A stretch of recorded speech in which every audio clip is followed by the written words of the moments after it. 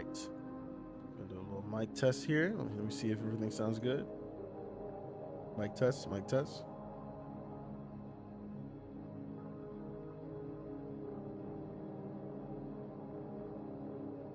Sounds fun. I'm turning up a little bit. It's gonna get a little loud. So I mean,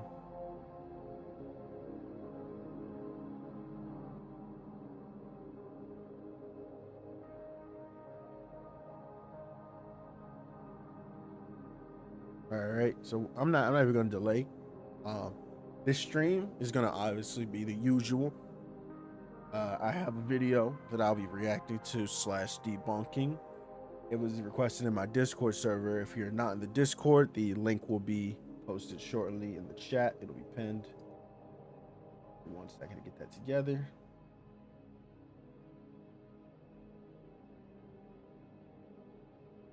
You guys know the deal. You guys want to support me, there are donation links. Anything requested by a donation will be prioritized.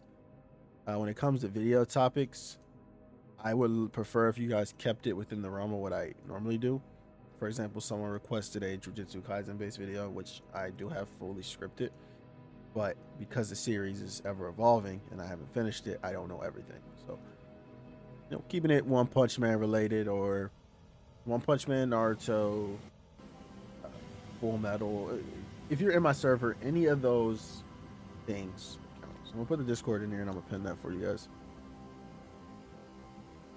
What's up, Dan? Can I call you Dan? Call you Dan. I'm gonna get everything brought up on screen right now. But yeah, if you guys are looking to support me, there are multiple ways on screen to do that. But the best way to support, of course, would be watching the stream and interacting via chat. Now, let's get all this shit set up.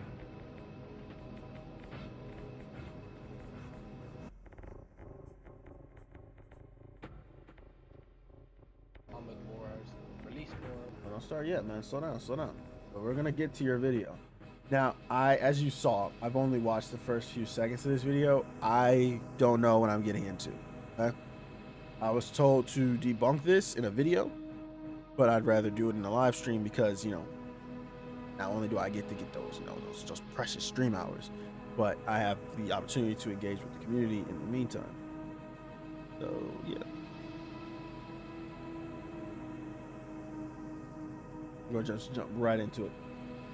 I'll be answering questions as they come in chat, so, you know, just do your thing.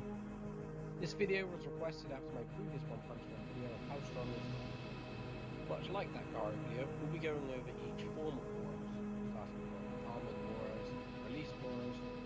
I'm gonna warn y'all, this is a long video. From Discord, what's up, man? We played Roblox yesterday, right? And then an extra section just going over the groups and stuff.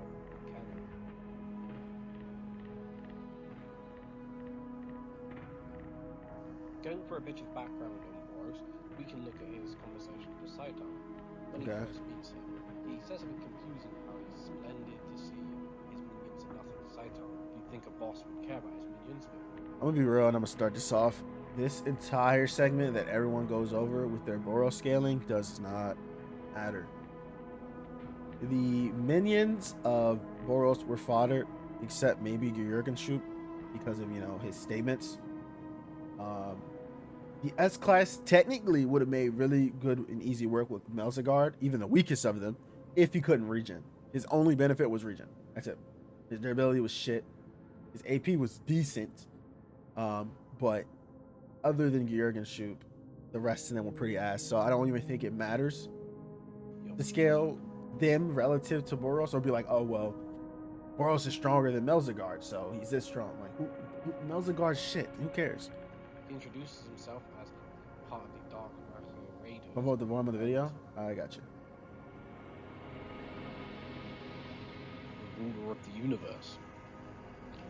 Now, while this seems like a really impressive thing, we don't actually know if Boros rules other worlds, nor do we know if they've gone to other worlds. Let me know if this one's Most good. likely they have, but I don't know how many. It's never said. What we do know is why he's on Earth and why he goes around world to world. He goes around world to world, including on Earth, because of a prophecy that was made 20 years ago. prophecy was made on a planet they went to conquer, and they made him leave the planet because he expected to find an opponent in 20 years who could give him a good fight that he would be happy with. He wants a good fight. Sorry, he reads a little too slow. He's actually so powerful that he is just bored in the universe. He wants something actually challenging to do, and this is why he is on Earth. Some more backstory we get on Boros is after he attacked Saitama. Yeah, the mic should be better now. He talks about how his home planet had some of the harshest climates he'd ever seen in the universe, and because of such, he's got the greatest recovery ability in the universe. In fact, in his species, which had the best in the universe, he was the best of the lot. The reason being is he had so much latent energy, he could easily speed up any healing process. Okay. This means he should be able to survive things better than that of characters such as Melzagard. And not just See, that. Didn't I predict? I predicted it. I literally predicted it. I literally said he's gonna bring up Melzagard, and he's irrelevant because he's fodder. I mean, if you want to compare the two, go ahead. It's just I think that's kind of counterintuitive. Why would you compare Boros' regen even like relative to Melzagard? I know he's saying it's better, but like I wouldn't even compare the two at all. Like they're leagues apart. I would compare more to Garo's regen. You should be able to do it much faster than Melzagard. Garo, whatever. Energy, which, considering it's Boros, he has a lot of energy. Now let's talk about our first form of Boros, Armored Boros. Oops. Oh. Let's start off with some basic scaling to get Armored Boros higher than his generals. In fact, Armored Boros is way stronger than his generals. Yes. Unlike the anime, in the manga, Saitama defeats one of his generals, the telekinetic one, in front of Boros. In fact, he does so mocking him and throwing a stone through his head, yes. him in half. And Boros' reaction is splendid. They are nothing to you. The implication here is he's happy he meets someone who can one-shot his generals.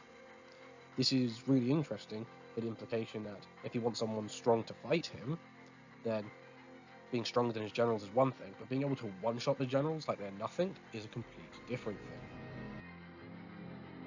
Like I said, it's kind of irrelevant. Boros actually gets caught lacking and punched by Saitama. He got caught lacking so bad that Saitama is not even drawn on the panel where he gets punched. This could be because Boros has the ability to sense people's energy, yet he couldn't sense the limit to that of Saitama's energy, so he probably underestimated him, or his idea of fighting Saitama would have been more along the lines of his released or later forms where he himself is much more powerful. Once again, if you remember my How Strong is Garo video, you'll remember that in that video we talked about what a one-shot difference is inside One Punch Man and for general power scaling, and we got a 10 times difference. Do I even want to touch that video? No, Armored Boros should maybe after this we'll do that in the next live stream. One-shot difference over that of his generals. But in case you're wondering why it's a 10 times difference, here's a reminder from that video. There is a thread on Versus Battle Key going over what they think a one-shot is. They go over, they think it's the difference between human level and street level, like a tier difference in attack potency. I agree with the idea that it should be a tier difference in attack potency. However, the tiers are not the same size and quite spread out. So instead of just saying a tier difference in attack potency, it'd probably be better to look at what is a tier difference over every single tier. If you do so, you can work out the mean and the 95% confidence interval.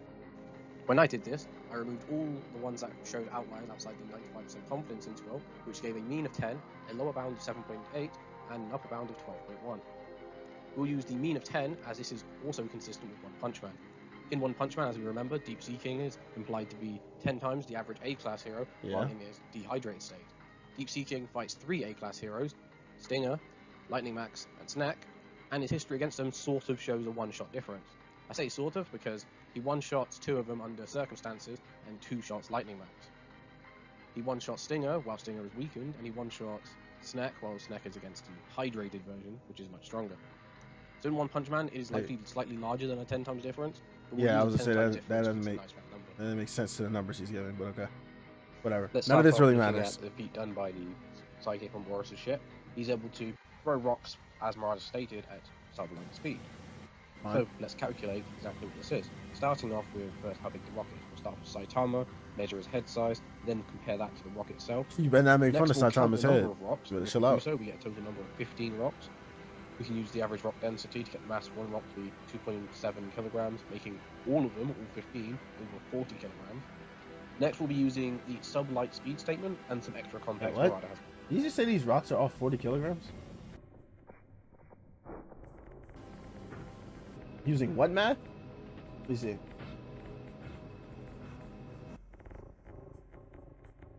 Oh, okay. Oh, okay, okay. I thought he said each rock was 40 Provided. kilograms. I was This like, extra what? context in question. I say, my is the boy. fact that No, when they're you find not. these rocks, they're not limited by the This is speed of logic air, right there. because But no, it's he's still saying light speed. combined. Now, you can have the speed of light in air, where what happens is air will slow down the light as it gets in the way. If these are sublight speed, where it's not limited by the air, it is likely faster than the speed of light in air, but slower than the speed of light at its full speed. This makes it around 99.97% the speed of light. Work out the kinetic energy to do that.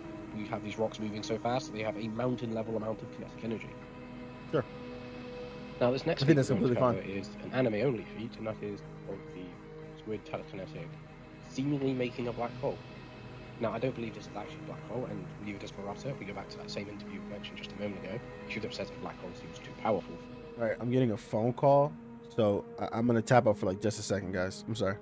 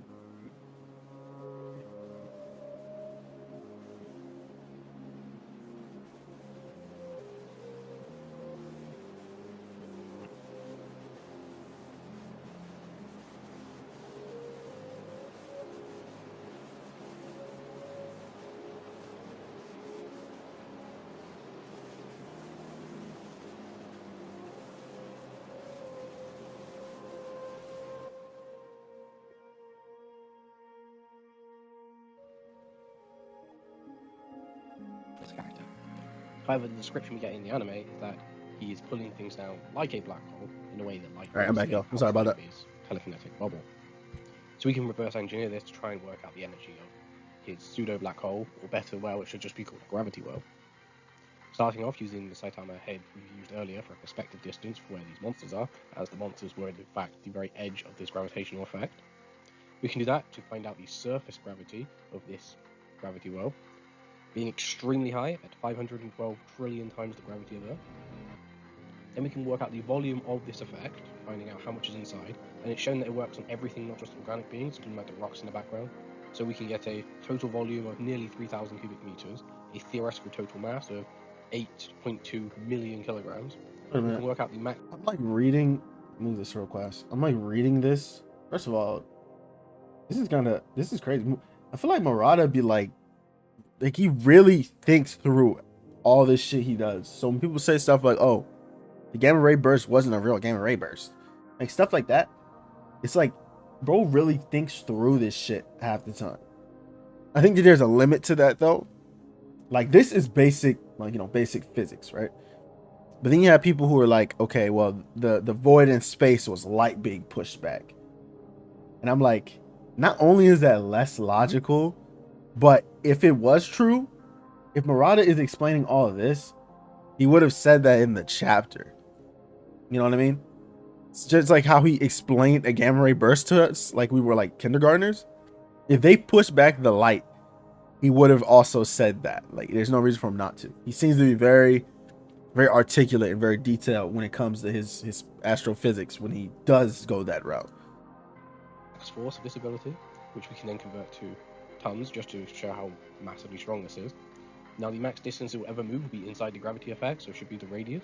So times the radius by the force, we get the work done energy at country level. However, we can actually take this a step further.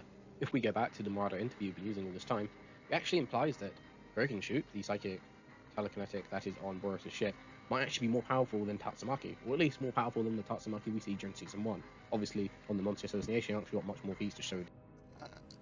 No, I don't agree. Brook, Bliss, the One Punch Man verse. Alright, stay still.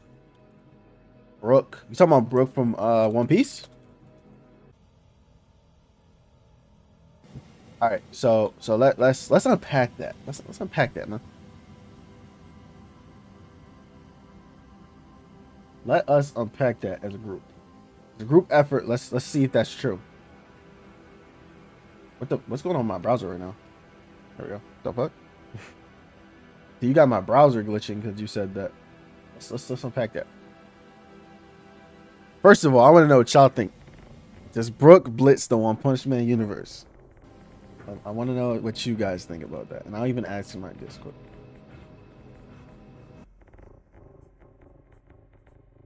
I don't even think anybody is active right now.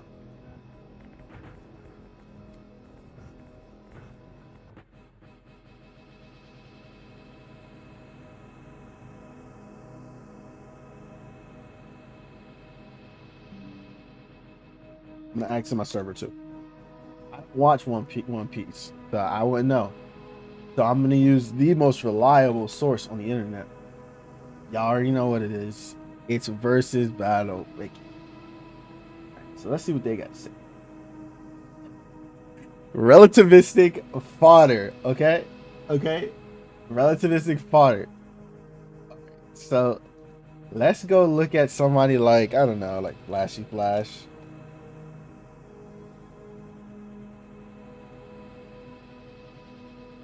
At least faster than light. At least flash faster than light. Alright. Your character gets FTL with some wank. This one gets FTL low ball. Stop it, man. Why you coming here talking that nonsense? How did you even do that to yourself? Like, here. I'll even do you one better. Where's the calc? Where is it? Are you on AP?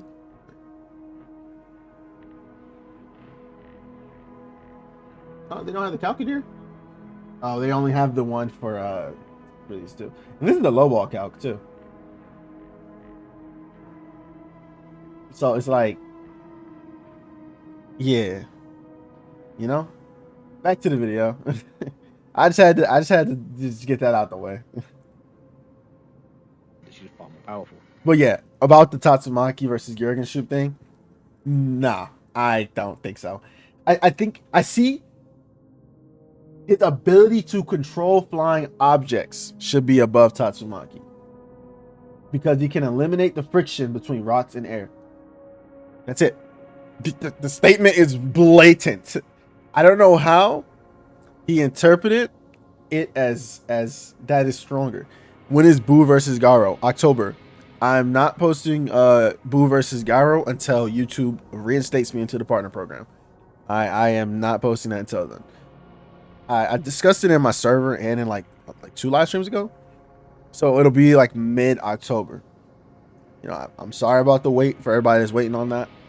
But it's just, it has to be something I have to push back until then. I've been wanting to drop it.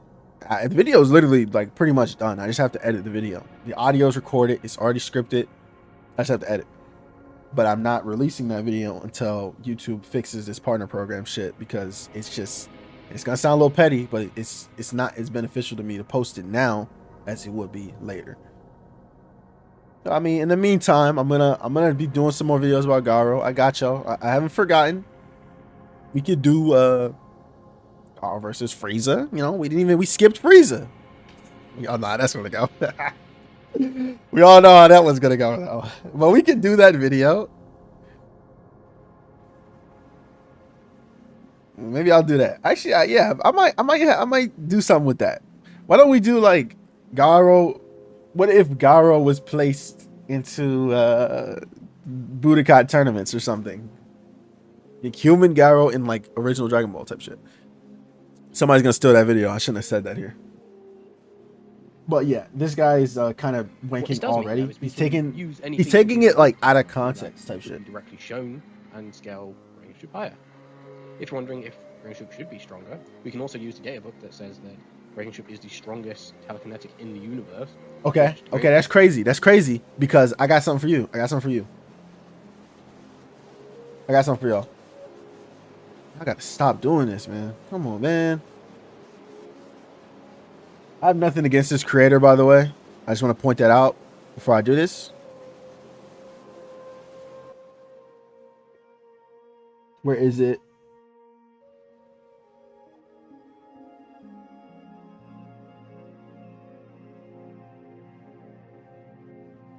There is a guidebook statement. Yeah, it is. Found it. So, yet again, here's the issue with using these guidebooks. What does it say here? The most confident and strongest Esper ever.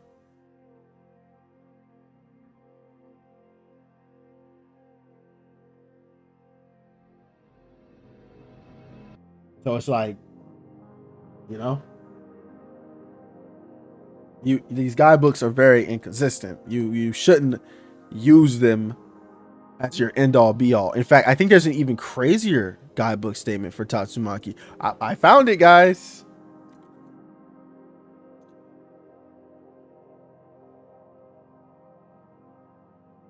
A supreme shake. Wait, well, I can't read, y'all. What the fuck? Okay. A supreme power that can shake the very earth and overturn the nature of all things in the universe.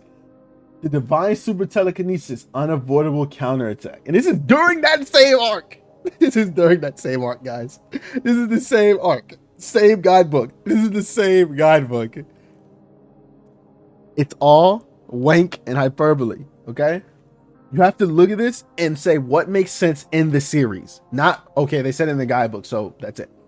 What makes sense in the series?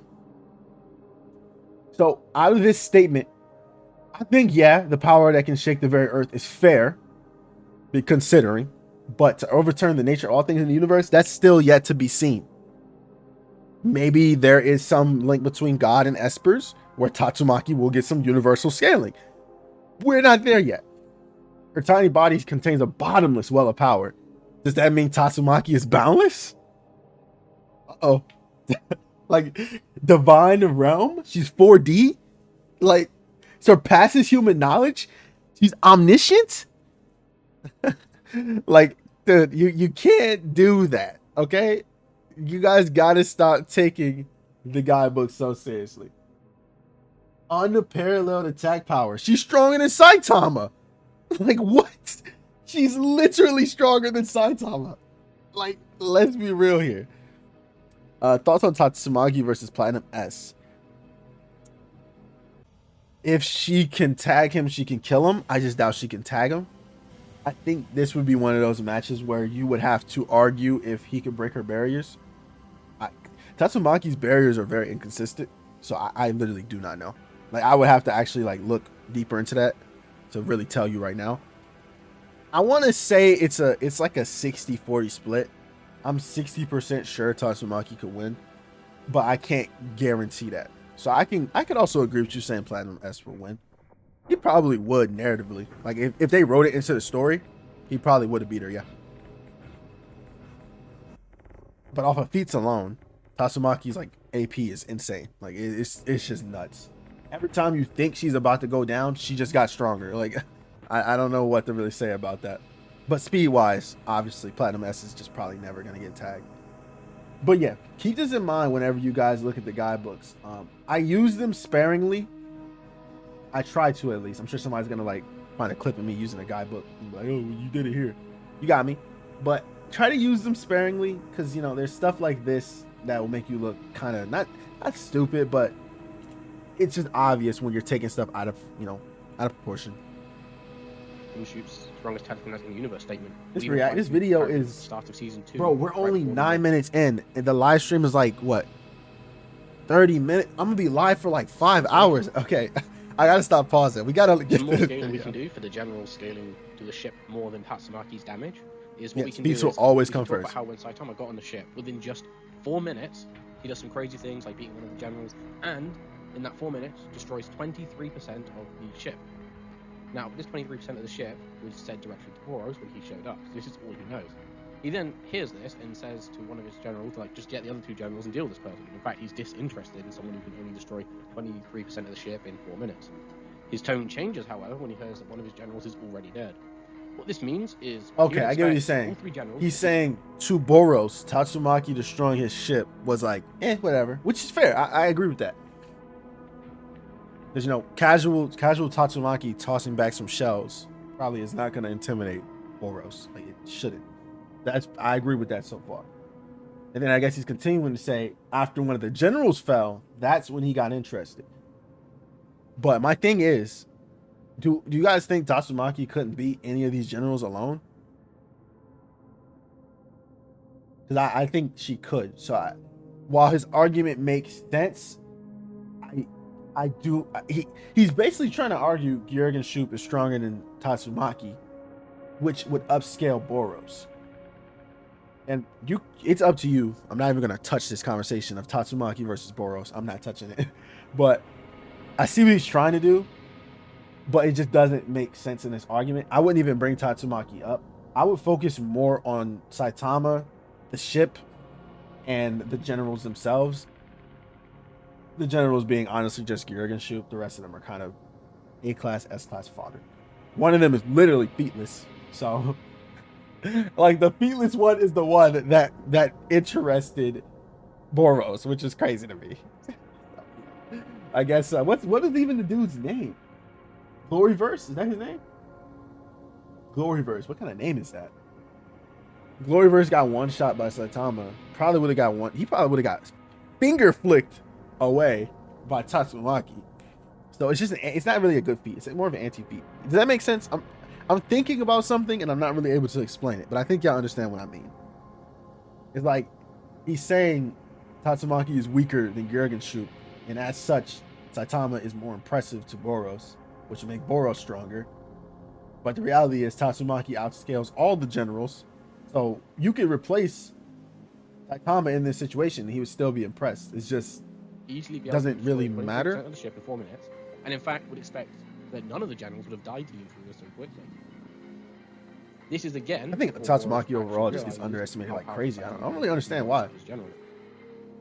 Aside from Garo and Saitama, she has the best feats in the series. So I don't understand. Oh, and Blast. I guess God.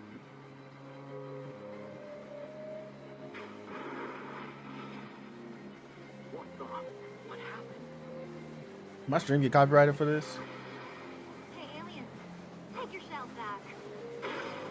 Yep, no. Stop. Now, one feat that happens both the anime and the manga, and stated directly, is The first volley on City A completely destroyed City A instantly. Like, Yeah. boom, and it was gone.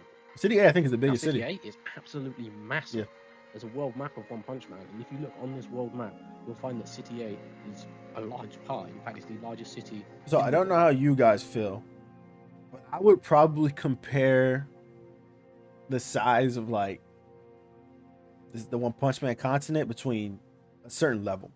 So honestly, it looks a lot like Australia if you really look at it. So you can say that, you know, it's like Australia. So each of these would be countries, right? Isn't that how that works? Australia's a continent. Yeah. I don't know why I feel like I'm like kindergartner brain right now. I'm like, is it a continent or a country? It's a continent, right? So each of these would be countries. Maybe this would be an island. It depends how you feel about that, but it doesn't matter. A city is way larger than all these, right? So that would make, you know, Boros ship what, large country. D city was calculated to be, so if that is like 500 kilometers, you can fit like 3 Z cities in A city. And Z city is the city Tatsumaki twisted while, you know, weakened. So we all know Boros is going to outscale his ship. That's just logic, honestly. In both speed, should outscale in rough durability, and AP, for obvious reasons. So as of right now, just based on looking at this, without taking anything else into account, this is armor. I'm talking like armored Boros would be at least country level, large country. This is kind of dwarfing all this shit. Some people don't believe. They think that these are all actual just cities. A city of this size, we get a multi-continental attack. This is the energy of Hutt. Okay, so let me take 2 steps back. I forgot to mention one more thing. I said there was like a levels to it. So if you want to compare this to Australia just based on its size, it's like a country level feat. Me personally, and the way I go off things in my videos, if you guys have watched like how I scaled Tatsumaki, I think I scaled Genos as well. I've talked about Garo. Talked about a bunch of people.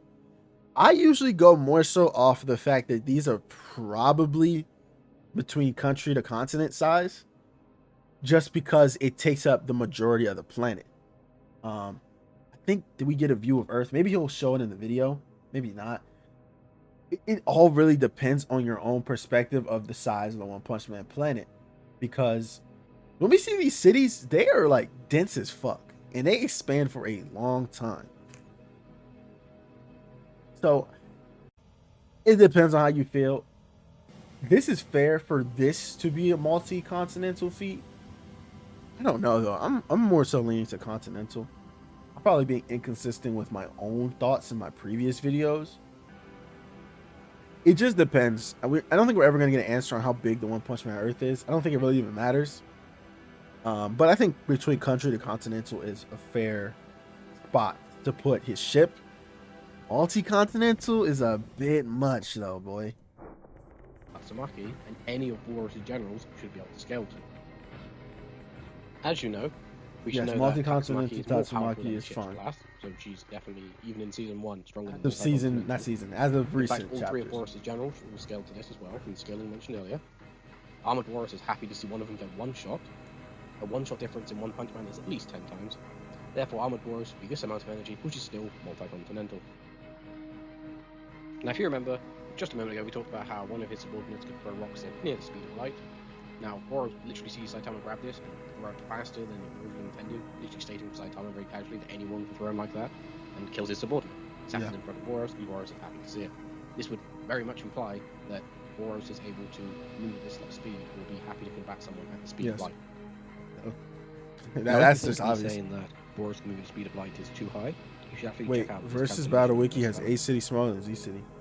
I hope not. If you have like a link to that, I think chat will let you post it. See if you can post a link to that. In which this calculation gets Saitama to 4.35 times the speed of light. Now, if you think that's the high end, so perhaps it's the low end you should scale to. No, that's low end. Only assumes that the attacks are moving at 75% the speed of light, and as mentioned just a moment ago, it's more likely moving around 99% the speed of light. So even this calc is being a low end, and it is several times the speed of light. So saying Armored Boros is the speed of light is definitely a nice low end. Also, Fine with that. Again, using information said just a moment ago. If I recall correctly, Boros' movement alone was burning up his ship.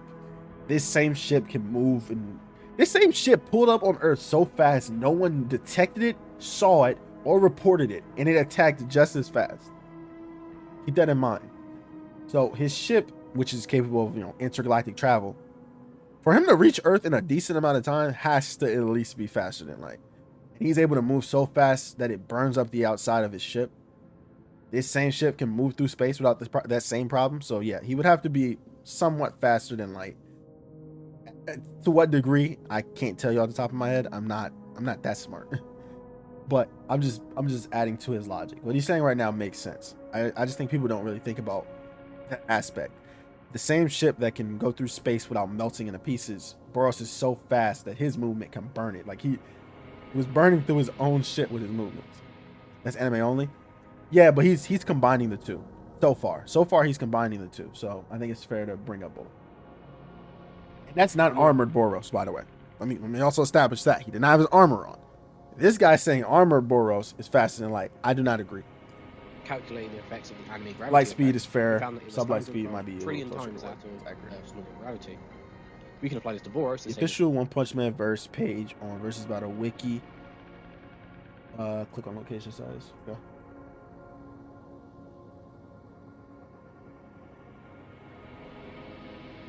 They fucking dumb.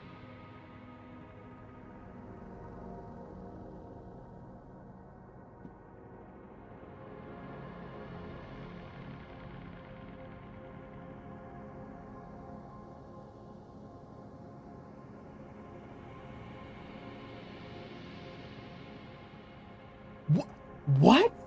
This doesn't even make sense. What? What?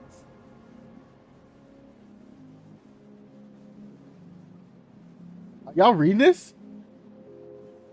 Wait, okay. So Z City is 441 kilometers, which would require an large island level attack.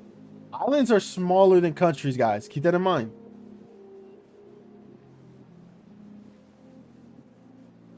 (139.6 kilometers). Destroying City A is a small country level.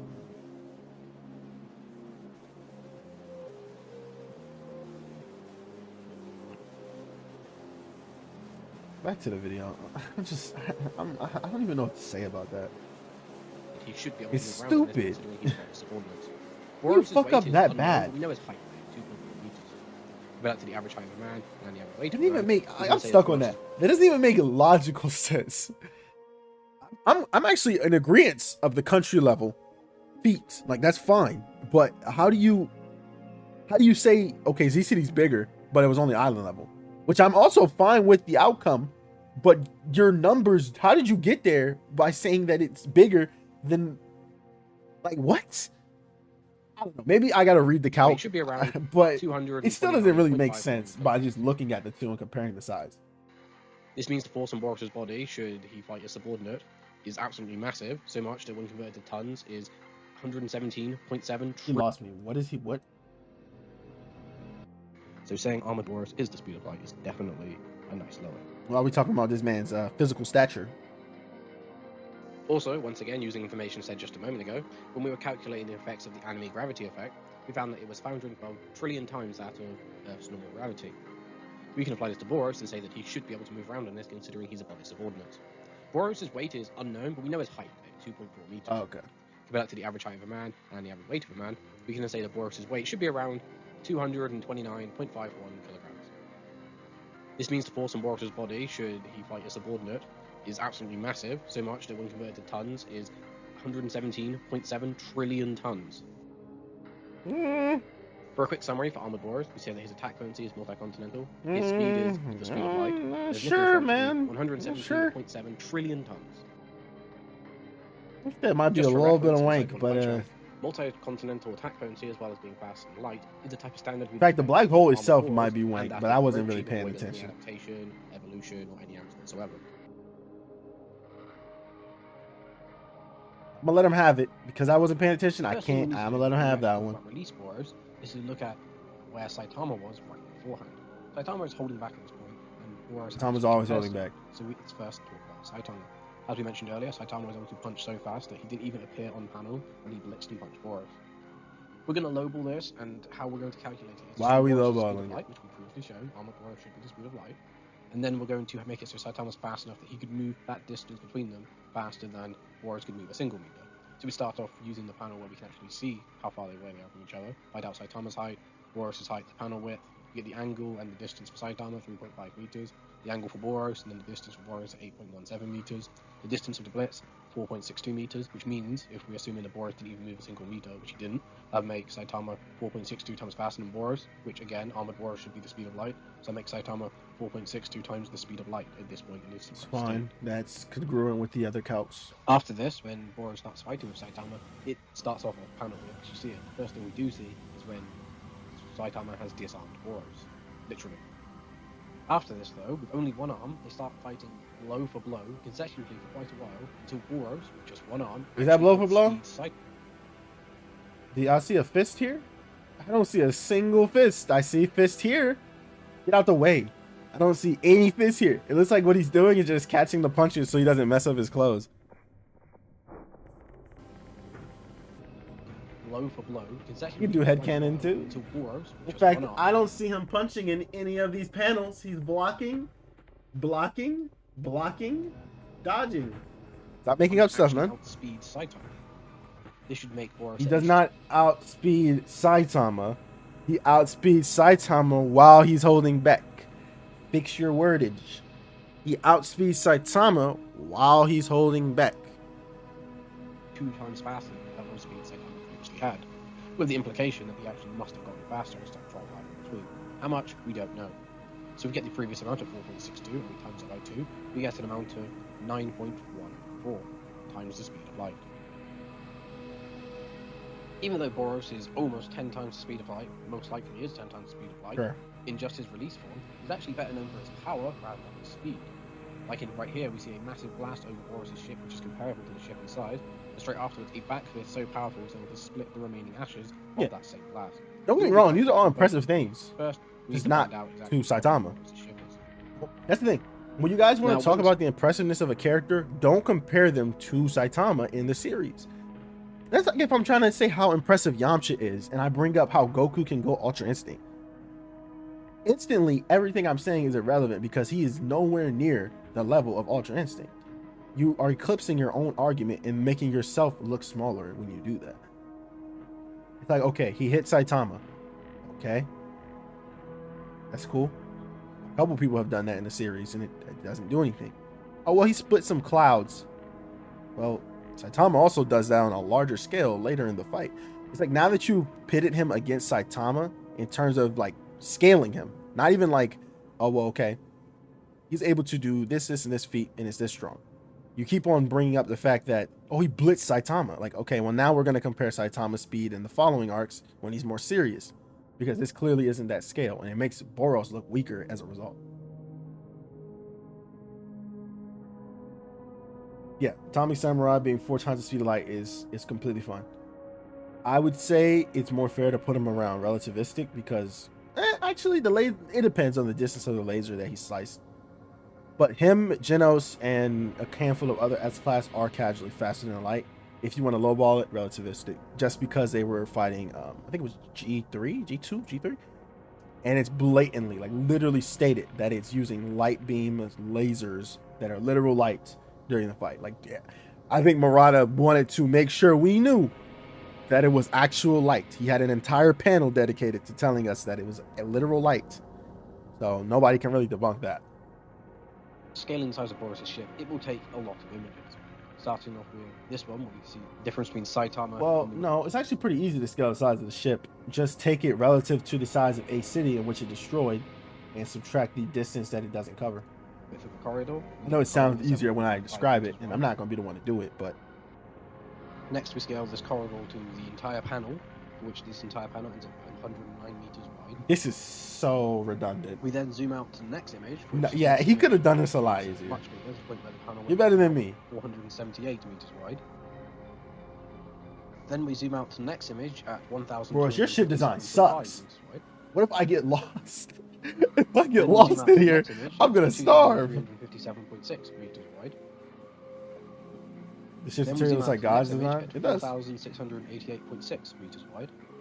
Bro, imagine doing this as like a maze. Then we get to our final image, finally, where we'd say the width of this ship is 8,583.95 meters wide. However, I then realized I had actually made a mistake. You see, later on, when Meteorite first Boros punches Saitama, we have the exact same image, except for large portions of it now being vaporized, but it actually tells us the orientation of the image. So in fact, the actual line that would be the width of the ship is downwards, so the width of the ship would actually be 6,168.59 meters. Now we have the size of the ship, we can then compare it to find the energy of those two feats mentioned. Let's start off with the explosion. It stated that we are vaporizing the bone, and when we see this, we can see it's going through parts of the ship and is basically inside this white area of the large explosion. Yep. We can compare this to that of the width of the ship, as mentioned just a second ago, to find out its volume. We'll use the vaporization of humans down to the bone, as stated. Therefore, the energy we get is not as high as we expected, only island level. For the next feat, we need to measure a little bit further out. After all, we are now involving the ash cloud, not just the explosion. Yeah. When we involve this ash cloud, we then need to find its mass within this volume. It's quite heavy, but not as big as we expect. It gets split in 2.8 seconds. This gives a speed of 2,200 meters per second. With this, we can get its kinetic energy at large island level. Impressive, but not quite what we were expecting. This is all fine so far. Now, if we look at Bro, it's photographic memory to navigate the ship, for real. The fuck? And look at the dimensions of the rest of the ship, such as its length. Yeah, I was gonna say, this is a better panel to use than doing all that, probably. We have two spikes, obviously, in the front, so obviously we have to double that volume, but when we add up everything together, we get its total volume, 795 billion cubic meters. However, we have to understand that the ship isn't solid, it's hollow. So we'll say it's 90% hollow, by 10, 79.5 billion cubic meters. And that'll be the volume for the ship. Don't worry about understanding this right now. We're going to go over why this is important. Yeah, please do, because you're losing Now, if we me. go back to using energy of Boros' bombardment, which is previously stated with multi-continental, Continental remember that best. Saitama was easily doing more damage than this to the ship. Yeah, that's fair. In fact, it was stated he did 23% in 4 minutes. We can find out each second he was doing 0.0958% damage to the ship. So if we be a lowball here, be generous, we can say that that small percentage is equivalent to the ship's bombardment. It should be less, as we know the ship didn't take that much from Tatsumaki's stronger bombardment, but we're being generous here. We can say Okay. So calcs are really cool because they take a bunch of information, or they don't take much. They take what little information we have and create something great out of it. He is losing not only me, but I'm sure everybody watching the stream right now. No, like I said, no offense to the guy. I understand what he's trying to do. He wants to make it inarguable using, calcs and math. But it gets to a point where your argument, it has so many different things hanging on to it that it's hard to understand. So it's not that I can't debunk this because it's factual math. I can't debunk it because it's 10 layers to this. We were talking about the ship's size relative to the ash cloud, and now we're back to the bombardment relative to the ship's AP relative to Tatsumaki. Now I have to go back to why Tatsumaki scales above the ship, and then go back to why the ship is not continental, and then go back to why the ship's mass was probably measured improperly because you used a bunch of panels that don't show the full size of the ship, nor the full scope, and it would have been better to use any panels that show the ship over City A, or just compare it to the size of City A versus the map. It's like, it just becomes, it's like debating, and this is no offense to anybody who might support this person, it's like debating Ben Shapiro. It's like somebody who just talks really fast and sounds really smart scares everybody away because, they sound smart. Like, oh shit, this person just listed all these statistics. Like, what do I do now? It's like, when you actually unpack the argument at hand, what does this have to do with what we're talking about? You've lost me. Maybe he'll reel us back in. Maybe 100% of the ship would be this massive amount, high into multi-continental.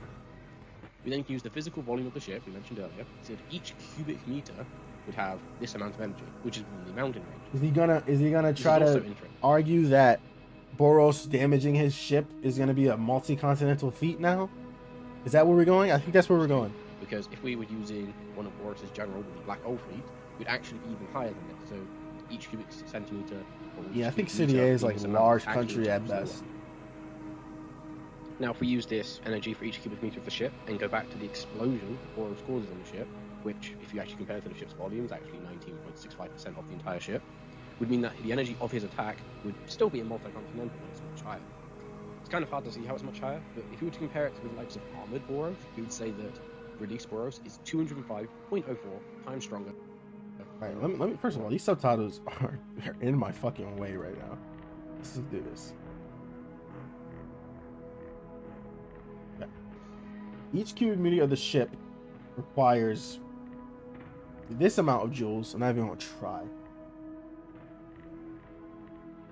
Volume of the ship, since he calculated the hollowness, I believe. Energy that the ship can displace as such as this is the energy that the ship can exert. Usually you'll equalize the AP with durability. I think it's Newton's third law or some shit.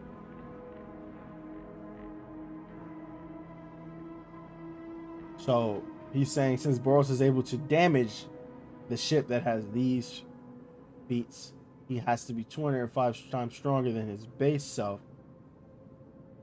But why? I thought his base self would be stronger than his ship already, making him multi-continental.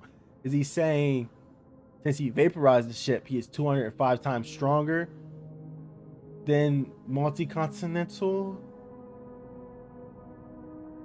Just came in. What is the discussion about? We're debunking a Boros power scaling video. I don't know what your position is on how strong Boros is. I haven't even stated my position. I am in the belief that Boros lands between the I'm gonna be generous. I'm gonna be generous to him. I'm gonna say Boros lands between planetary to star level. Star level if you take every statement into account and kind of ignore some other ones. Planet level if you go off of consistency of statements as well as future scaling for other characters. I think it's more consistent to give Boros planetary.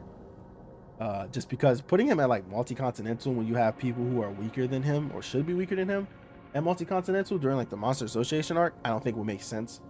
So power creep puts him around like planetary probably. Maybe large planetary if you want to be cool. Multi if you want to wank him because you know he's the dominator of the universe. And star level if you want to go off guidebooks and the name of his attack, of course, and some mistranslations. I'm going to assume this guy's going to get him the solar system. That's my assumption. My assumption is that by the end of this video, Boros will be solar system level, if not universal.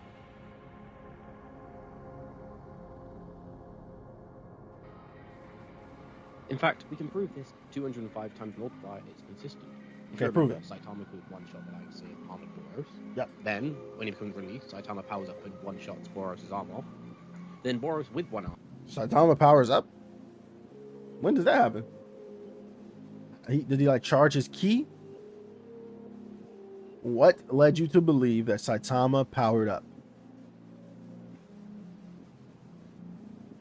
I don't understand. I just realized I had the music playing. My fault. Turn it down. What led him to believe that Saitama like got stronger? Like, I don't think Saitama powers up. First of all, you can say he used more energy, but you don't have a way of proving that. Is your way of proving it the fact that the first punch broke the armor and the second one broke his arm? I could easily debunk that.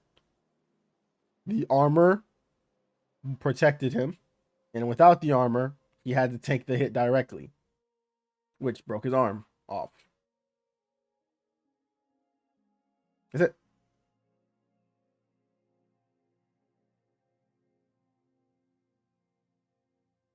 You know, he's considered star level a lot, my friend. I promise you. This guy is not going to be the first guy to make Boros above star level. He's not. There's multiple people. The most popular one right now is Satori. I was hoping he would pop into the live stream. I left his Discord, I think. I might still be in it. Maybe I'll see if he's willing to. I can't debate today because I want to get through this video and I'm not going to be live for 5 hours. I haven't eaten shit today. I'm trying to eat. But if he wants to schedule a debate for next week, we can. I think he is a believer that Boros is above star level too. In fact, I think he thinks Boros is stronger than Garo.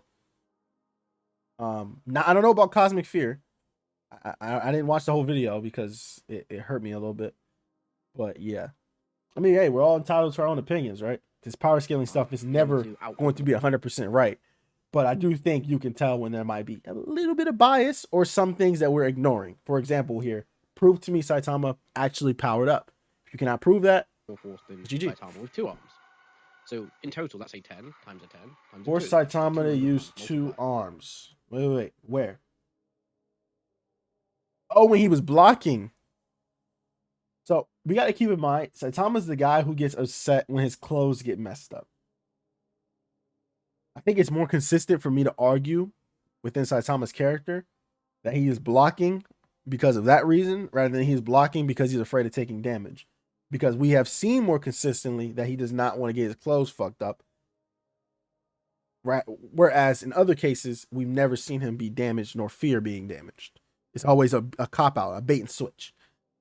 So I think it's easier for me to argue that. He's just, because, you know, both of them don't have proof. None of these have proof. He never says, oh, you're messing up my clothes. But I do think, since we've seen him multiple times leading up to this fight, worried about his clothing being damaged, it's more fair to say that. One already said that Boros and Monster Garo are relative, with Garo having close range combat advantage. Yes, he literally said that in an interview. Either him or Murata. One of the two. Doesn't matter. They're pretty much the same person at this point. People who say, oh, well, Murata said that, not one. They both contribute to the story. Stop it. So that's a 10 times a 10 times a 2, which is a 200 times multiplier.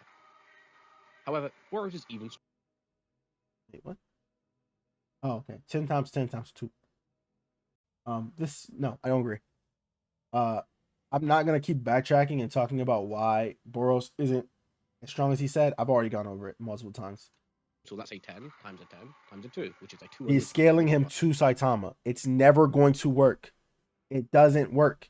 If we had a finite number for how strong Saitama is, it would. We don't. We don't even know how much energy he's using here, and you can't prove it to me.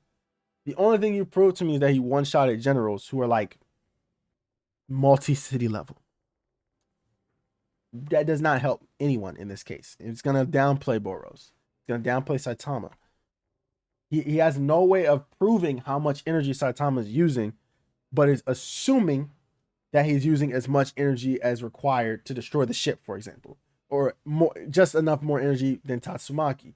Or just enough more energy than Boros by 4 times or something, because he speed blitzed them by 4 times. It's too many assumptions going on here, and way too many numbers just being thrown around. However, Boros is even stronger than that. Some of you might be asking, even stronger than that. He's already 200 times stronger than multi-continental, which will make him like multi-planetary. How much stronger is he? All I know is Boros was ruling planets around the universe for decades, so I guess that's a thing. So the issue with that is it took him time to reach Earth. Under that assumption, it took him time to conquer those planets. Not even under that assumption. His ship only could destroy 1 city on Earth, and he sat back relaxing, which is probably what he did on the other planets too. Not to say that he couldn't do it himself, but to assume that like his power was the very reason. No. 20 years to reach Earth? I actually don't know. I don't know how long it took him to reach Earth. He might have said that in the manga. Let me go look.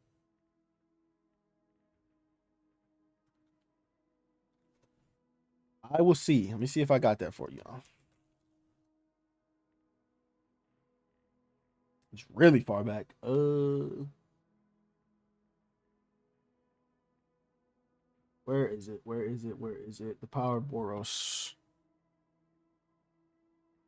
Nope, this is when he gets fucking killed. It's gonna be further back than that. Not yet.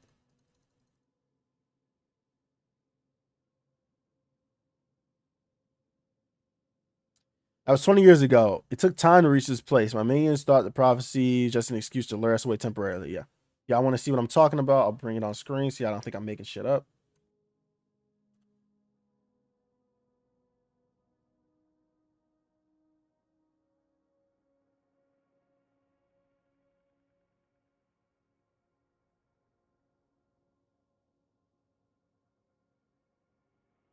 Well, guys, I think based on this statement, Boros might be uni. Nah, I don't think he scales to this. Not only because he has a team of generals who he considers capable, but because he has his ship, which from what we saw, does the heavy lifting. Boros doesn't usually get off his ship to do shit. Saitama, that's what happened to be that guy.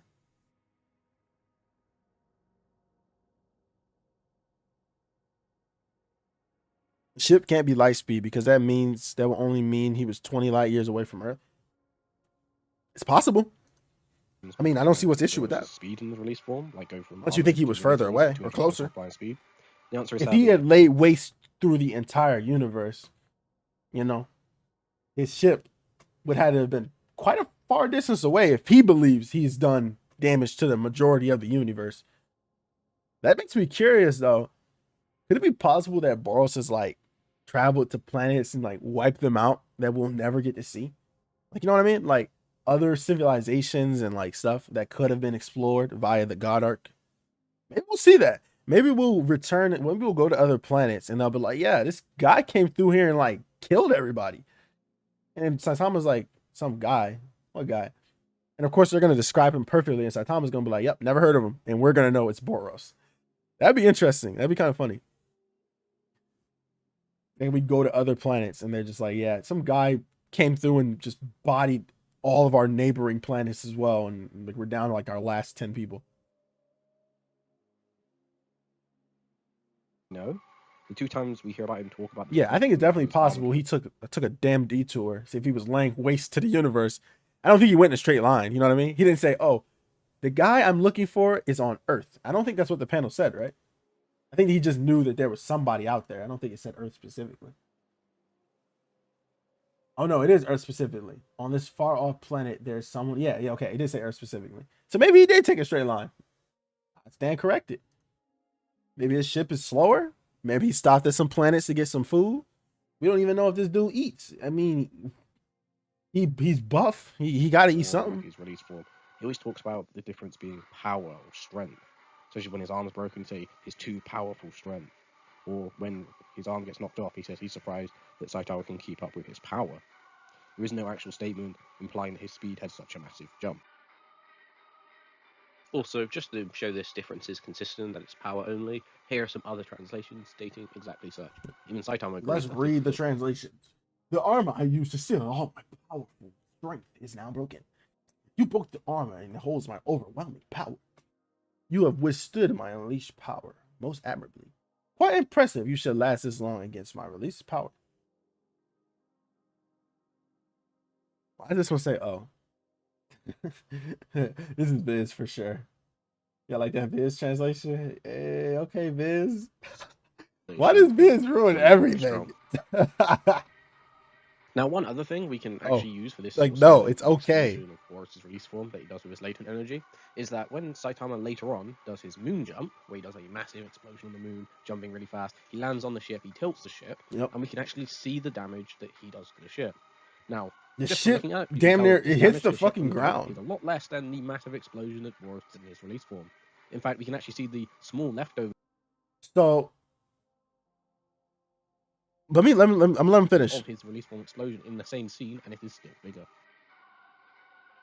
Now, when so the issue with this that I'm having, he's saying because the explosions is like bigger. Do we even know if that's the exact same explosion? We'll presume it is. Yeah, I think the angling is fine, right? Yeah, roughly. Yeah, roughly. I think it was more so like right here, but whatever. Roughly in the same area. It's animated manga. I don't think he should keep comparing the two like this, like side by side. One or the other, buddy. Come on. But the thing is, this explosion did some surface level damage, right? Yeah. This jump reverberated through the entire ship and tilted it to the point where it hit the ground. The energy required to do this is stronger than a condensed explosion that did this. The kick pushed through the entire ship. The force seems to have gone through the entire ship and went to the weakest point and tilted it towards the ground. Does that make sense? Let me think of an analogy. I don't even know. It's like if you shoot some Jello with a bullet, you know what I mean? It's gonna damage the whole thing of gelatin. If you hit the gelatin with a hammer, visibly the damage is gonna look more impressive because the bullet pierces through, and that damage fucking bursts out. It reverberates. So this is like an entry wound. The entry wound is bigger here than it is here but the damage it does to the actual ship is way more impressive. Boros damages the surface of his ship. This shit rockets through the entire ship and like tilts it. In the same scene, and it is still big. So I don't think Boros' attack was stronger than Saitama's moon landing. No. Now, when calculating the energy of Saitama's Because moon jump, here's what he's going to do. He's going to say, since Boros' damage was a lot bigger than Saitama's, that means the damage Saitama did to the moon is weaker than Boros' damage to his ship. Which means he's going to upscale Boros from the moon. Get ready. Problem. The reason being that when he does his moon jump, we have this shit sped up, by the way. Here's what it sounds like normal speed. 3 different rings. We have to calculate each one of these individually, then total it up. Nah. Let's start off with... Can't be here all day. I'm pixel hungry. Scaling is shown here. Maybe that's why I'm a With little pixel like scaling, we can get extra the area, irritable ring with effect, these the because I'm a little volume, hungry. Mass and the gravitational potential energy, which was small country level. We then move on to the second ring, or the middle ring. This one is bigger because of how wide it is, but isn't as high. Overall, the energy using for this ring is large country level, much bigger than the first one. And for the final ring, it's the thinnest, but of course the widest one. This one has gravitational potential energy higher than all the other rings, but still large country level. Lastly, we have the spire that comes from the main portion of the moon jump. This is where when Saitama jumps up in the air, you can see that spire going up. Why do I always think that there's easier ways to do these calcs and he takes the most roundabout way? Let me see. I know Versus Battle Wiki isn't the most trustable source, but I always do go to it directly because it's the easiest and the most universal.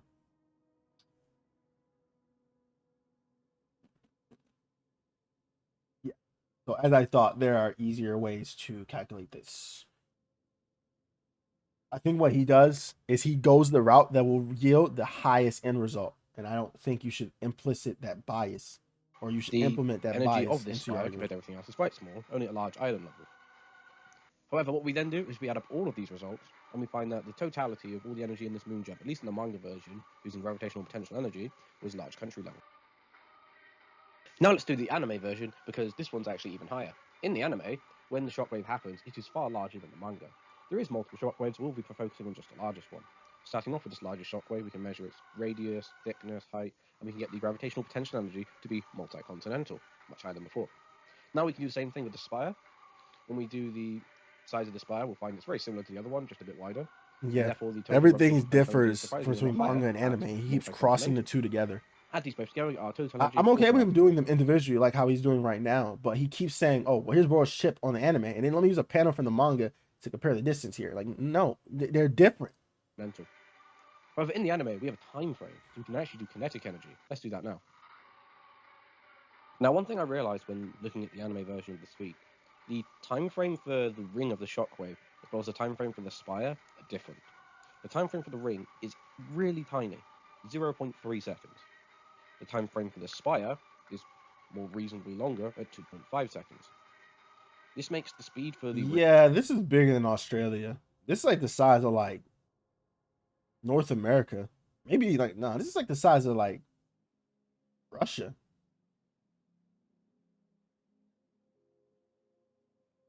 Yeah. Yeah. ring Pretty fucking big. 1.8 million meters per second, while the speed for the spire 200,000 meters per second. A very big difference. He's gonna use whichever one comes out higher. The moon jump is around like multi-continent. While the kinetic energy for the spire is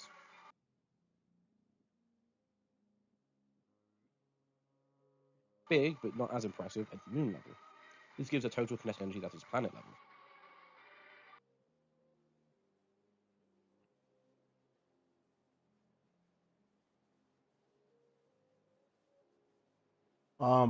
When it comes to fictional like planets, it's always gonna be we always will assume logic over anything. I'm gonna touch this in a second. I know y'all are looking at this nonsense. Planet level moon attack. I'm gonna touch that in a second. We are just gonna assume that the Earth is the size of our Earth. We do that for pretty much any series unless stated otherwise. That's gonna always be the assumption.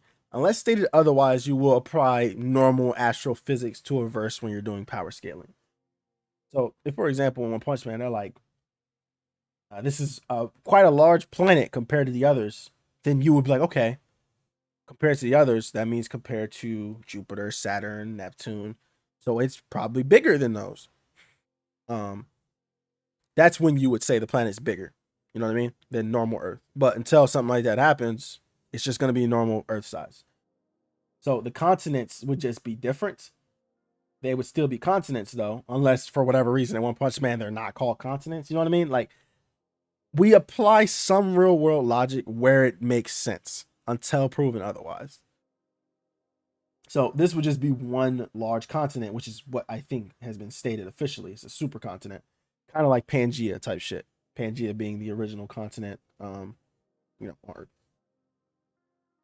Now, let's talk about this. He said that this is a planet level feat, or rather, the energy required is planet level, which that's not bad. I mean, I guess if the energy he used to jump was condensed enough where he used most of the force in that one spot to launch himself, and then the rest of it was dispelled onto the ship, I guess that's okay. I'm still in the camp of this is a multi-continental feat. So, do you have the manga panel on the backside of the moon in the cosmic Garo versus Saitama fight? Man, I got all the panels. Look at that right now.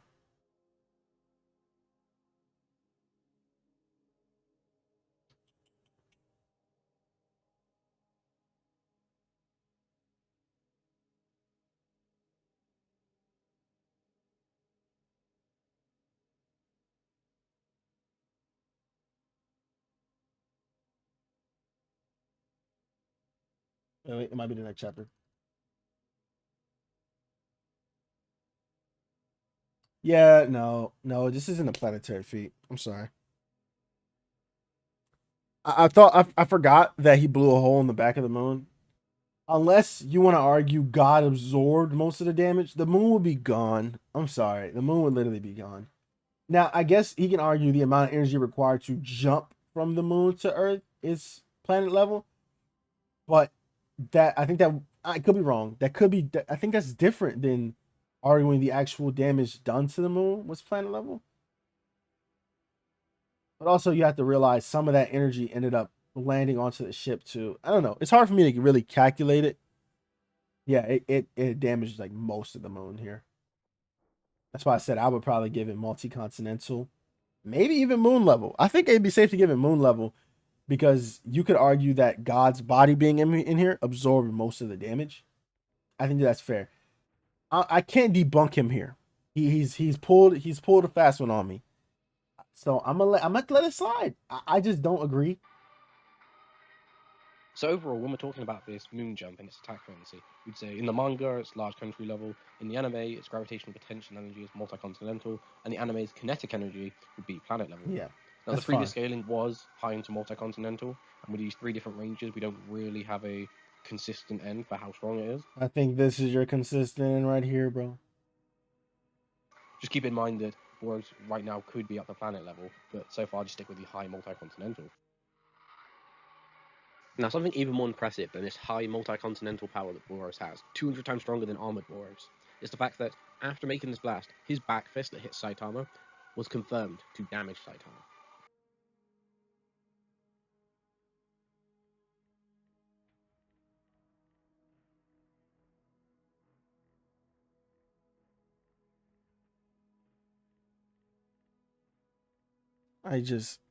I'm just so tired.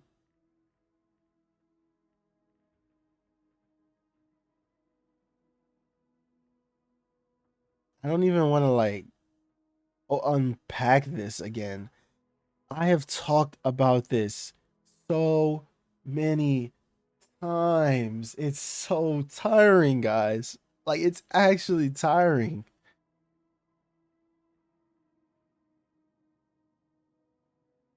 Okay, let me just do this.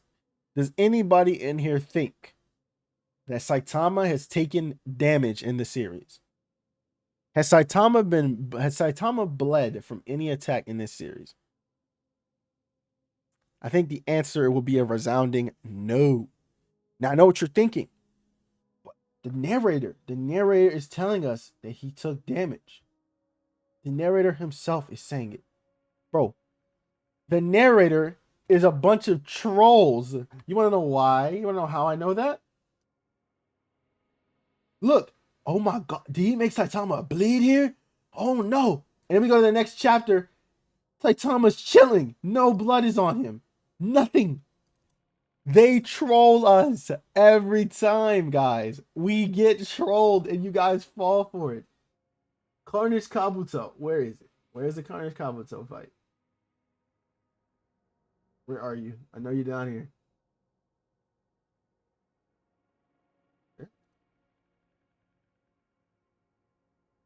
Nope. Way too far. Or not, way too far back.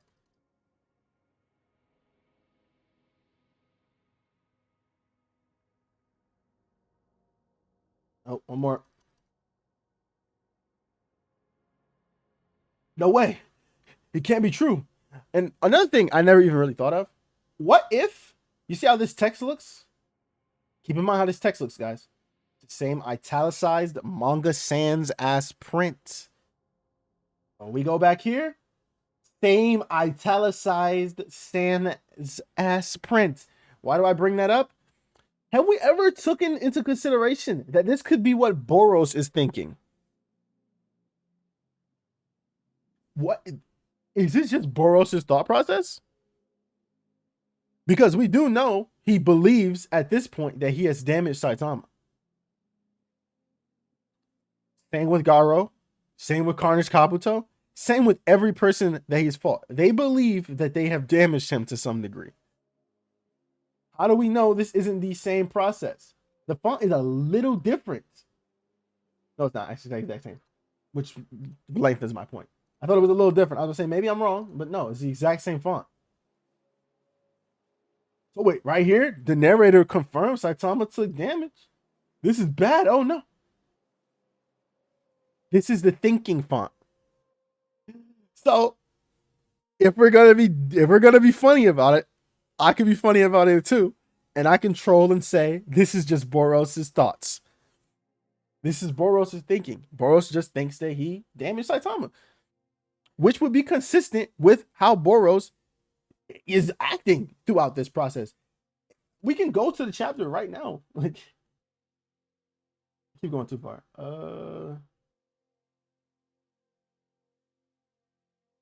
Nope, that's too far again. Too big. I keep forgetting how condensed the arcs are.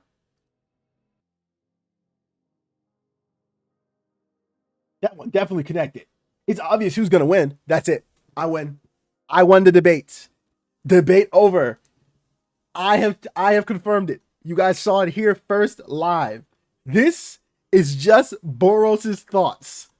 It is followed by his own dialogue for multiple pages.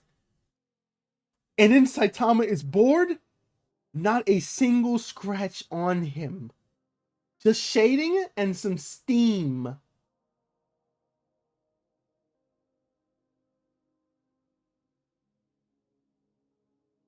It's debunked. I'm clip it and send it to all of them. Every person that said that. This is just Boros' thoughts. Everything that follows is just him talking. And it's just continuously him stroking his own ego because he thinks he's the one that has damaged Saitama, when in reality, he is not. No. That is the last time I'm going to ever debunk this. This time, I brought something new to the table. So I'm very interested to see how they counter-argue that. Yeah, and even Boros says it wasn't a battle. Like, what? I've talked about that in my server. I said, why wouldn't Boros say, even though he was able to hurt him, he wasn't able to beat him or something? Like, you know what I mean? He gave himself no credit. He was like, yeah, you didn't even try. This was not even a fight. I'm sorry. I'm getting a little too excited. Let me chill out. Almost 100 chapters later, and that was Cosmic Fear Mode Awakened Garo, confirmed to be able to scratch. So about this, if you're in my server, I've gone over this too. So let me first preface this by saying Viz translations are very, very, very, very hit or miss. Okay, guys. So I would say like 60% of the time, the Viz translations are okay. They're usable. The other 40%, they're literally god awful, and they need to run that shit by like 5 more people. However, when checking the official translations, which highballers, wankers, and even down players will turn towards whenever it benefits them, keep that in mind. Whenever it benefits people, they will use the official translations. And I'm no different, because I'm going to do the same right now. Wait, right there, guys. I'm finding it. I got to scroll through a little bit. It's up here somewhere. There we go. I'm about to literally change your entire perspective. I screenshotted this from the official Viz translations. Oh man, and I wouldn't have made a big deal about telling that kid I wouldn't hurt you. If you buy the manga right now, I'm not even sure if it caught up yet. Manga might not have caught up yet officially. I might be wrong. But if you go and read the Viz, you want to pay that money to read the Viz one, go for it. This is the official translation. I did not modify this image. This is not the fan translation, which is being used on screen, and which honestly is typically the preferable version. But if we're going to pick and choose our translations, I mean, we can compare the two. I wouldn't have made a big deal telling that kid I wouldn't hurt you versus, and I wouldn't have made a big deal about telling that kid I wouldn't get scratched. We have to realize that on both sides of the fence, there could be bias. Where the Viz writers could be biased and fuck up translations, so can the fans translators. No offense to them. They bring us the chapters earlier than anyone else could. Mistakes can happen and bias can also happen on both sides. Now it's up to you to prove which one is the real translation. I have evil deeds to do. Stop, bro. We're not talking about the evil deeds to do. We're not talking about the evil deeds. We're going to pretend that didn't happen shortly after this panel right here that we're talking about. It's just Saitama bled in his dream about the subterraneans.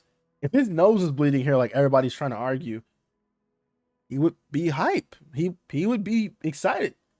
This is before anybody was killed by Garo. So it's no reason for him to be serious. You know what I mean? Like, if it was after, if you want to argue he took damage on like the moon, like Io, I would still think you're full of shit, but it would make more sense, right? Whereas he would be able to actually enjoy the fight, whether he wants to kill Garo or not. He doesn't care.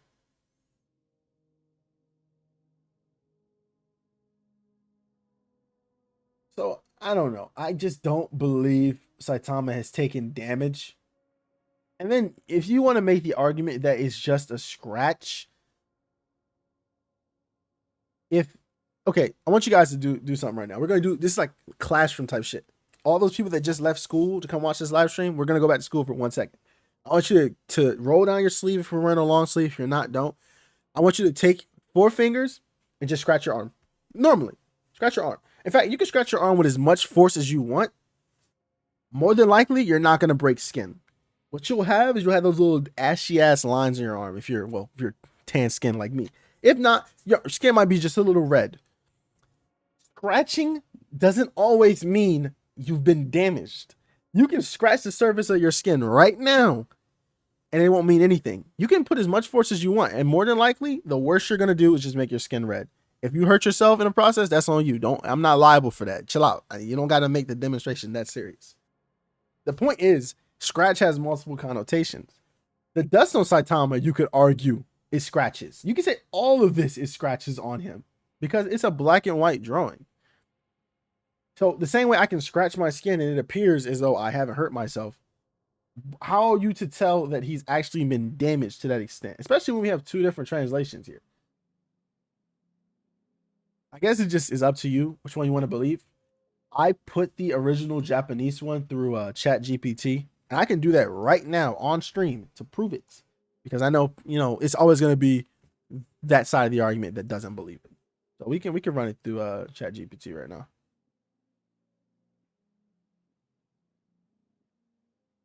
Give me 1 second.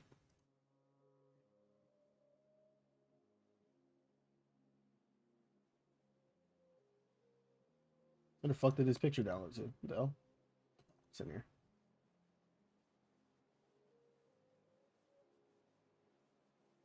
No, it's not. Where's my image at? Okay, I lost the image somehow. Give me 1 second to download it again. This time, let me save it to a location where I can find it. Or actually, just do this. Copy link, enter. And it should work through here. Once I get the text, I will bring back up the screen. We'll go to ChatGPT and see what ChatGPT has to say. ChatGPT, as of right now, has become the like universal translator for chapters. Most people use it. So we'll be doing the same here.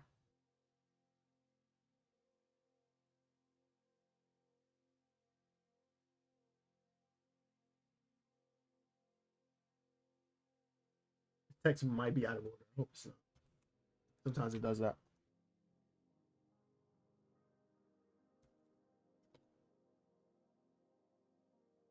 We're going through Neon above Cosmic Figaro. Actual facts, he can put a scratch on him. Like what? Even if that is true, it doesn't connotate to anything. A scratch has no type of actual scaling to it. Where do you scale a scratch to? I will warn you, it's gonna translate very odd. I'll probably have to adjust the text to make sure it's proper. Let me see. I think it's in the wrong order. It's out of order. I don't know why it does that.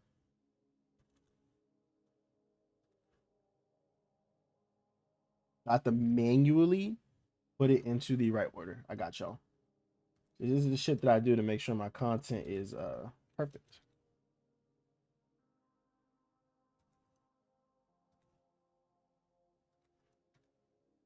I think that's right? No, that's still wrong. This goes right. No, that is correct. That is actually correct. And then this goes right there. Right there. I'm going to try to translate it like this. And then I'll restructure it if it doesn't translate properly. I think that's right. There you go.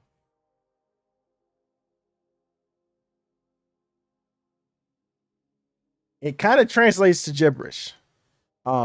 Let me try to restructure it and get it to translate properly. Or as properly as we can get it. The reason why it's struggling is because in the original image, let me see if I can get it right here. Maybe not. I'll pull it up. In the original image, there's a bunch of annotations right here. And I think the translator struggles with this. Whereas this, it'll translate perfectly. It doesn't really do very well right here. So let me see if I do this. What if I like backspace? I'm over experimenting on stream. I know y'all just want to watch the video. We might have a breakthrough in Boros scaling, guys. Just give me 1 second. This.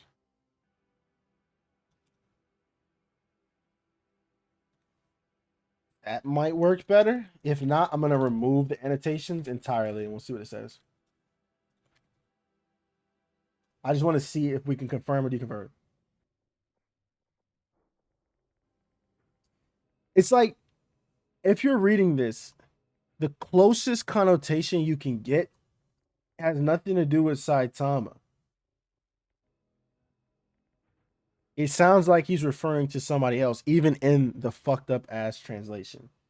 What happens if we remove this? It's probably gonna be even worse. Y'all ready? Everybody fucked up.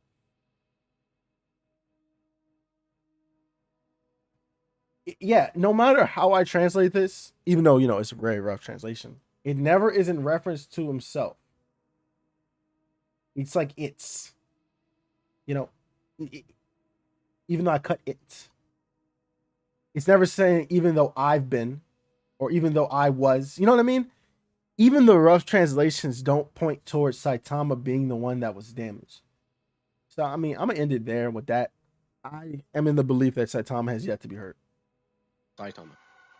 This would mean that feats the Cosmic Field and Awaken Garo, while Boros may not fully scale them. Even if, like, I know the translations are very rough, but you guys get what I mean. Like, even reading through the lines with the rough translations, it doesn't even come close to I've been hurt.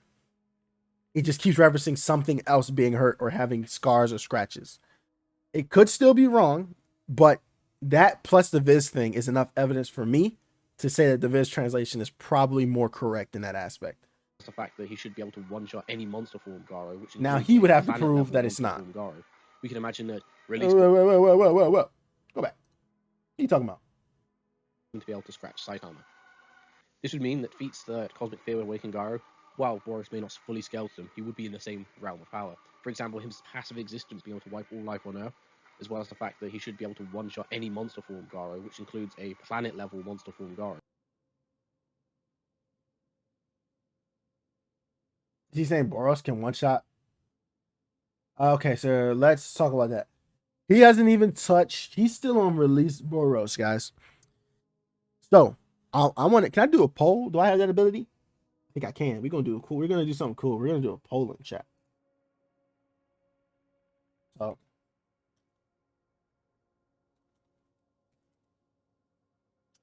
we're gonna do. What do y'all call it? That's gargoyle. That's gargoyle. That's like full power monster Garo.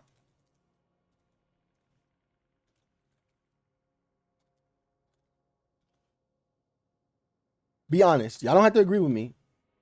I know y'all won't. Yeah, y'all do your own thing, and I appreciate that. I like having a community that doesn't just repeat after me. I like having people with other opinions.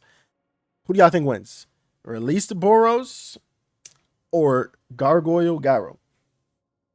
This is not Meteoric burst, so there's no, you know, what's that shit called? CSRC? I'm in the camp that's gonna go with Garo. I'm sorry. How is Boros reasonably going to touch him? If you're going off AP feats, I can do a whole video on how Monster Garo is like planetary to multi-planetary. I could do that if I really wanted to. Could. I most certainly could. I just am not in the belief. I think if you said you know, meteoric burst, I would be more like, okay, that makes sense. I could see that maybe if you can argue that Garo doesn't just blitz or reflect back his attack. But, you know. We can imagine that release Boros is likely in this planet level tier of power. That too, he's just gonna outgrow him in stats. So if you also read the One Punch Man compass, we can get some surprising consistency. Oh, here we go again, guys. All right. Boros is the leader of the Dark Matter, the pirate band that controls all of outer space.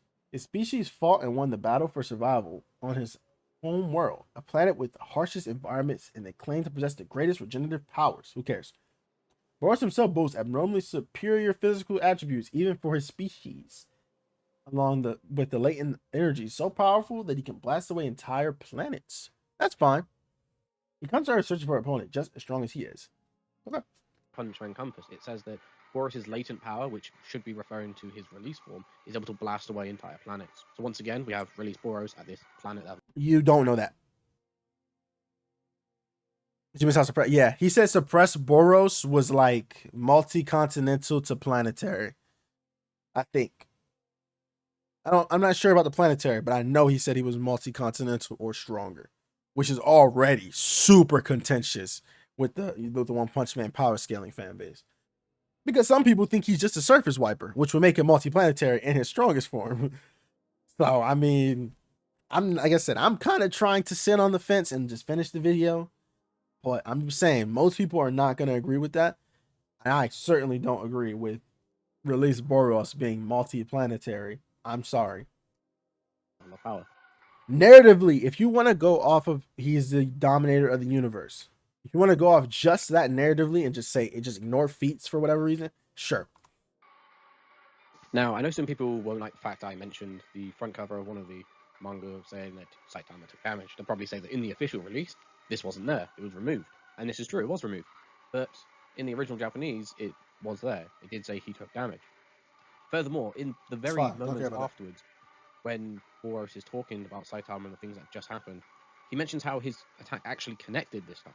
Now, Boros was obviously hitting Saitama previously, so the difference here that he means by it connected is... No. I'm standing up right now because, you know, I've been sitting down all day. I'm going to raise my mic up so y'all can hear me. So, the problem with this is that, no, not all of Boros' attacks actually connected. I think when he says this, It could be in reference to two different things. He could just be saying it to be that one really connected, as in that one really hurt, which would just be him stroking his own ego yet again. Or it's just because, you know, at the beginning, when this guy ignored this and literally lied to us and said that they were trading blows when Saitama was literally just blocking, that's what he was referring to. As in, oh, you didn't block that one connected. So it could have three meanings. You could be 100% correct here. What's his name? Keemstar? What's his name? Christian Kimber. I'm gonna call you Chris. You could be 100% right here, Chris. However, there are also three other arguments that you fail to debunk unless you do it as soon as I unpause. Let's unpause the video. He actually damaged Saitama. We go to the page afterwards. You didn't debunk and when it. he's talking to Saitama about how his species has the best regenerative properties, he then goes on to say that, yeah, Saitama will only take damage over time. This wouldn't make sense if Boros... How would Boros know that, though? Did Boros study his geography? Okay, so Boros knows the secret to Saitama's power, and we don't, guys. Because he knows Saitama's damage has to be stacked for him to actually feel it. And that'll make his strength fade away. What is this guy talking about? If he is to believe this, he has to invalidate everything that happened in the fight versus Garo. Here's the argument. Oh, well, he was stronger during that fight. Shut up, man. Nobody want to hear that bullshit. I'm sorry. I'm hungry. I'm a little cranky. And I'm just not in the mood to hear the same arguments thousands of times. But I promised the homie I would watch this video on stream and I would do a full reaction. Once again, no offense to Chris. So far, he's putting a lot of effort into this video. More than I could say I would do for a video like this. I'm not doing my own calcs unless I'm 2,000% comfortable. Because calcs are hard to do. So all the credit to him in that regard. You know, we need more people like this because calcs kind of run the community when they have these series that don't give us, you know, concise feats. On the other end, though, you need somebody that's going to tell you when you're wrong. That is what I am here to do. This is a blatant bias. You are being blatantly biased in this video. And I would be very, very, very, you know, that's the wrong word. I would respect you a lot if you can admit that. If you can admit, hey, I'm gonna be real, I was very biased with this video. I respect that because then it's like, okay, this was just a video you did to highball your favorite character. That is completely fine. I've done a similar video about Tatsumaki where I highballed her as the planet level, but I made it very clear that this is highball and this is my favorite character in the series. So there's a lot of wank going on here. And when I did my Saiyans versus the S-Class video, I stated at the very beginning, because I prefer One Punch Man over Dragon Ball. Cry about it. I stated at the beginning, this will use highball. It'll be reasonable, but it will be highball. So you can't sit this video in front of me 30 minutes in and tell me Boros knows the physiology of Saitama's limiter breaking power and has cracked the science behind how to hurt him when no one else has, and he still died without putting up a fight. Stop, man. Saitama. And just to confirm this as well, if we look at other translations, they go as far to say not care damage, about your wounds, translations, which man. is even bigger damage than just any little scratches that we see in the manga panel. There are no wounds. Show me them. Now, one thing I should bring up is that a lot of people, when they are detracting from Boros damaging Saitama, they like to bring up this one scene later on in Season 2 where Saitama's talking to King and he talks about how he doesn't feel anything, or hasn't felt anything in a long while. However, this isn't actually true. If you were to read the very ending of the chapter beforehand, right before this, Saitama is complaining about in the martial art tournament where he had his hopes up, expecting the hero hunter to show up or see some martial artists that could... Okay. I'm about to crush everything he's about to say with the panel he put on screen.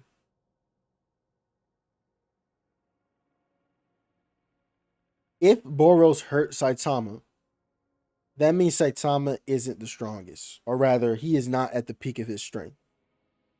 What's on the far left of my screen? I've become too strong. Because I'm so strong, no matter who I fight, I feel nothing. I can't even use her techniques as a reference from anything. There's nothing left for me to learn from anyone. I don't think that I can get any stronger than I am now. This guy is... I gotta be careful what I say. I'm trying not to, like, offend him personally. But it's just so frustrating. You debunked yourself on screen. Before you say anything else, you debunked yourself on screen. Why would someone who was damaged in the biggest fight he's had so far, according to you, my friend Chris, then go on to say, I'm too strong. There's nothing left for me. I've reached the pinnacle. That doesn't make sense. Make it make sense to me. I implore you, Chris, because I'm going to at you when I post this video. I want to debate you next week, Tuesday, 5 p.m. I'm doing a call out. I want to debate you live. My voice is cracking. See, that's how hungry I am. I'm starving right now. And on Wednesday next week, we're going to eat. Me and you, we're going to debate on live stream. It's going to be a very peaceful, very cordial debate. I will have everything structured for you. Hit me up by Sunday. This will be out probably tomorrow night in terms of a video, and I will have you at it. So this is pretty much a call out post. So if you don't say anything, I've essentially won. But I will implore you, watch the whole video, because if you bring up any points I've already debunked in a live stream debate, I'm just going to kick you off the live stream. We can't waste my 10 viewers' time.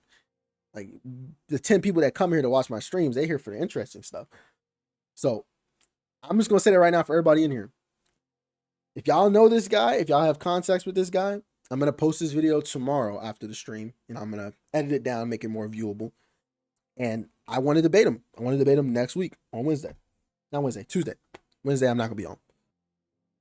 But y'all see what I'm saying, though. Like, he literally debunked himself on screen. Chapter beforehand, right before this, Saitama is complaining about in the martial art form. He's not wrong about this next point. The hero hunter to show up. I think Saitama is not only saying he can't feel anything emotionally, like, the emotional impact of the battle, but he also is literally saying verbatim he is too strong to feel or learn anything. And then he meets King, and he's expressing his disappointment of how he's unable to feel anything, which was something he just came to the conclusion of based on the previous encounters with the martial artists. When he then talks about how he doesn't feel anything, he mentions how he's so, depressed that he's unable to feel any real emotion.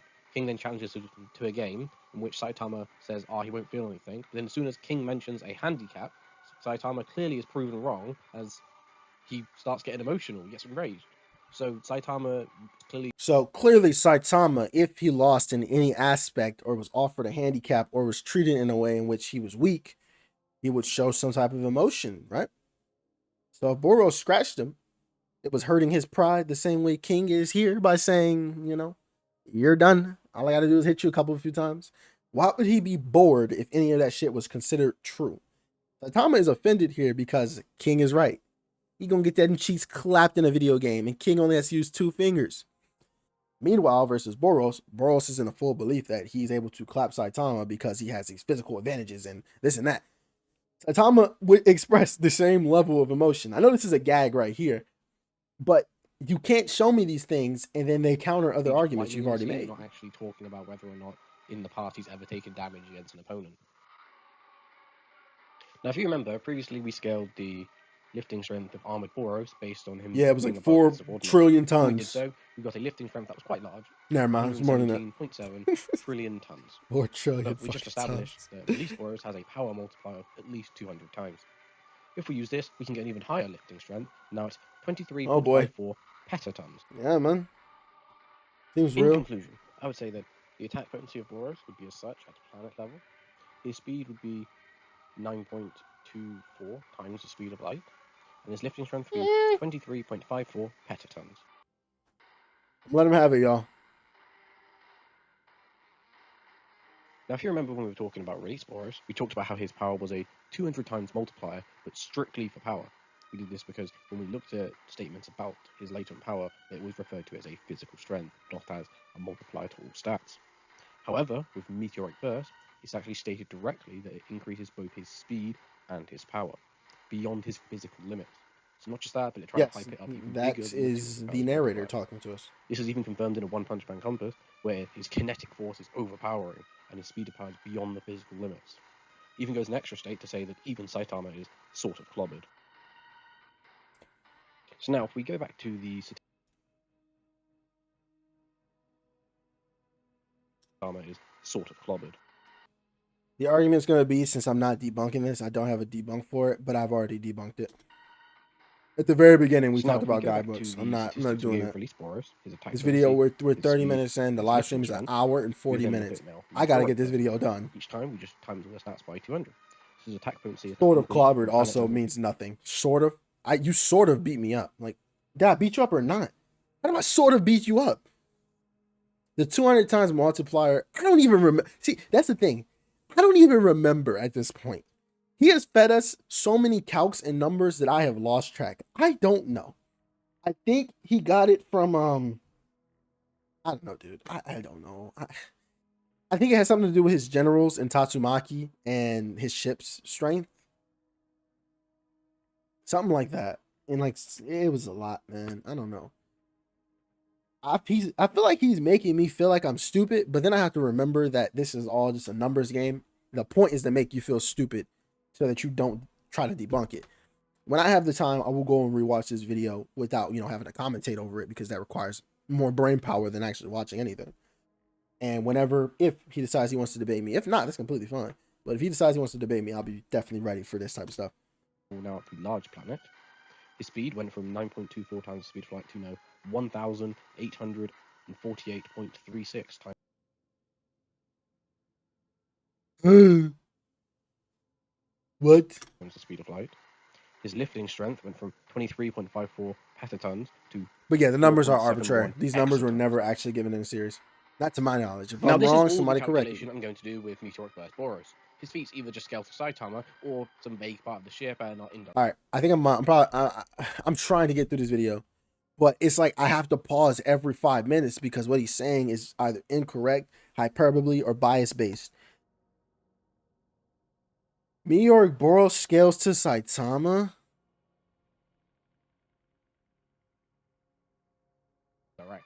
So instead, we're going to look at each part of these stats. Attack bonuses. Let me sit back down. I'm going to look at Standing how up to stretch my consistent it is. legs. I'm going to start off with speed, as I feel like that would be the most controversial and probably the most interesting at the same time. This is gonna be the longest video on If my we compare channel these when I speed edit stats this. for Meteoric Burst Boros at over 1,000 times the speed of light, we would see that he's quite similar to that of Garo in his monster form. Oh, he's not. He's similar to Garo in his monster form in his fastest calculations. Oh, As the lower calculations are actually slower. thank God I have my Discord server. Let me see. We have a bunch of calcs. Yeah, I got hiccups like crazy. We got a bunch of calcs in there. Let me see if I can find a better one. He said that's the fastest calc for Garo. I think I have one that's like 4,000. I think I might have one like that. It's there somewhere.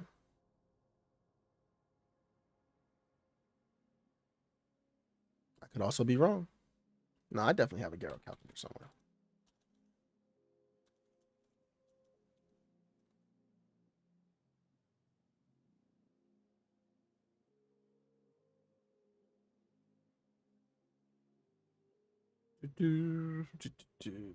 Here's one. I'll have to review this one.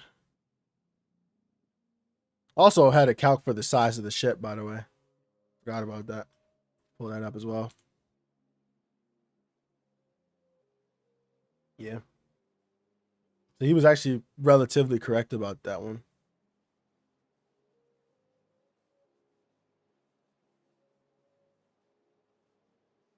I'm gonna pull up a couple sources just because I want to see something. Is that truly the fastest we can get Awakened Garo? I don't think so. I want to see.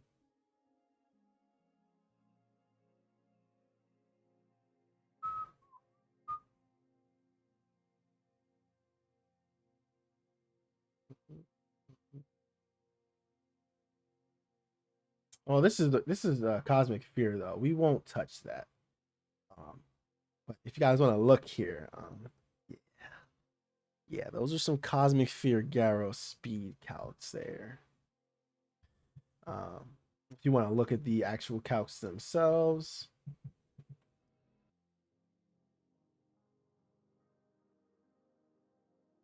Yeah. That's for the actual speed of the attack. In One Punch Man, at least, and this won't apply for every series, attack speed is usually relative to movement, unless stated proven otherwise. It's not like Dragon Ball where it's blatantly different. Where's that at? Let me see. I'm getting my phone is popular today. I can't find any of the speed calcs. If I find them, I will post them in the comment section of the video when I upload it. I'm gonna let the video play and answer this call. You may think this is a bit different since Garo has some amazing speed feats, with this be with Flashy Flash or with Platinum S, but we know that Boros should actually scale higher than Monster Garo for speed. We know this because when Boros in Meteorite Burst first shows up, he punches Saitama, and when he does so, Saitama is extremely shocked with Boros' speed.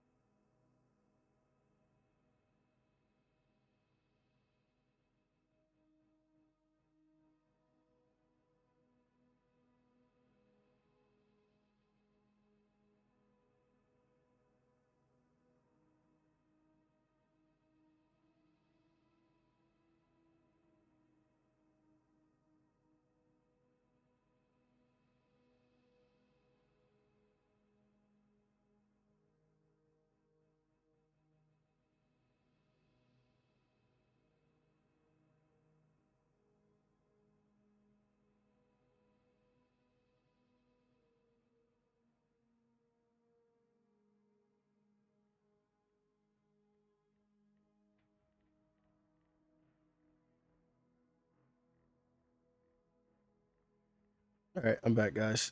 I got a lot of like financial shit going on, so I'm getting a lot of calls trying to get all this stuff together. Yeah. I paused it because he started talking about Saitama being surprised by his speed. I know some people are probably gonna be like, damn, I don't agree with that. I'm actually fine with that. I think that that is true. Yeah, you did miss a lot, but don't worry. The stream is gonna be the VOD for the stream is gonna be posted right after this, and then the edited version, like the video version, will be posted probably tomorrow. Say probably because I'm gonna try to. I have 2 videos I'm working on, including this once it's done. That'll be out tomorrow. But I'm actually fine with Saitama being surprised. Surprise does not equal, you know, you being outscaled. There's nothing wrong with that.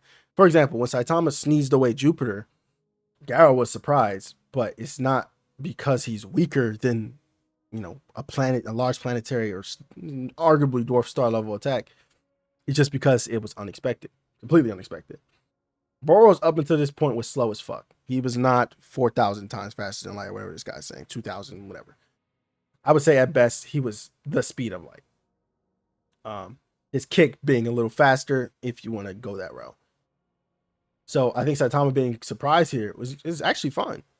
That does not mean by any measure that he is faster than, fast as Saitama. It's just Saitama has not faced anyone this fast ever up to that point. When Cosmic Fear Mode Awakened Garo shows up, he punches Saitama, just like Boros does, and Saitama is once again shocked by the speed. Yeah. Now, this is really interesting because you can actually do Which to me would mean that he is more.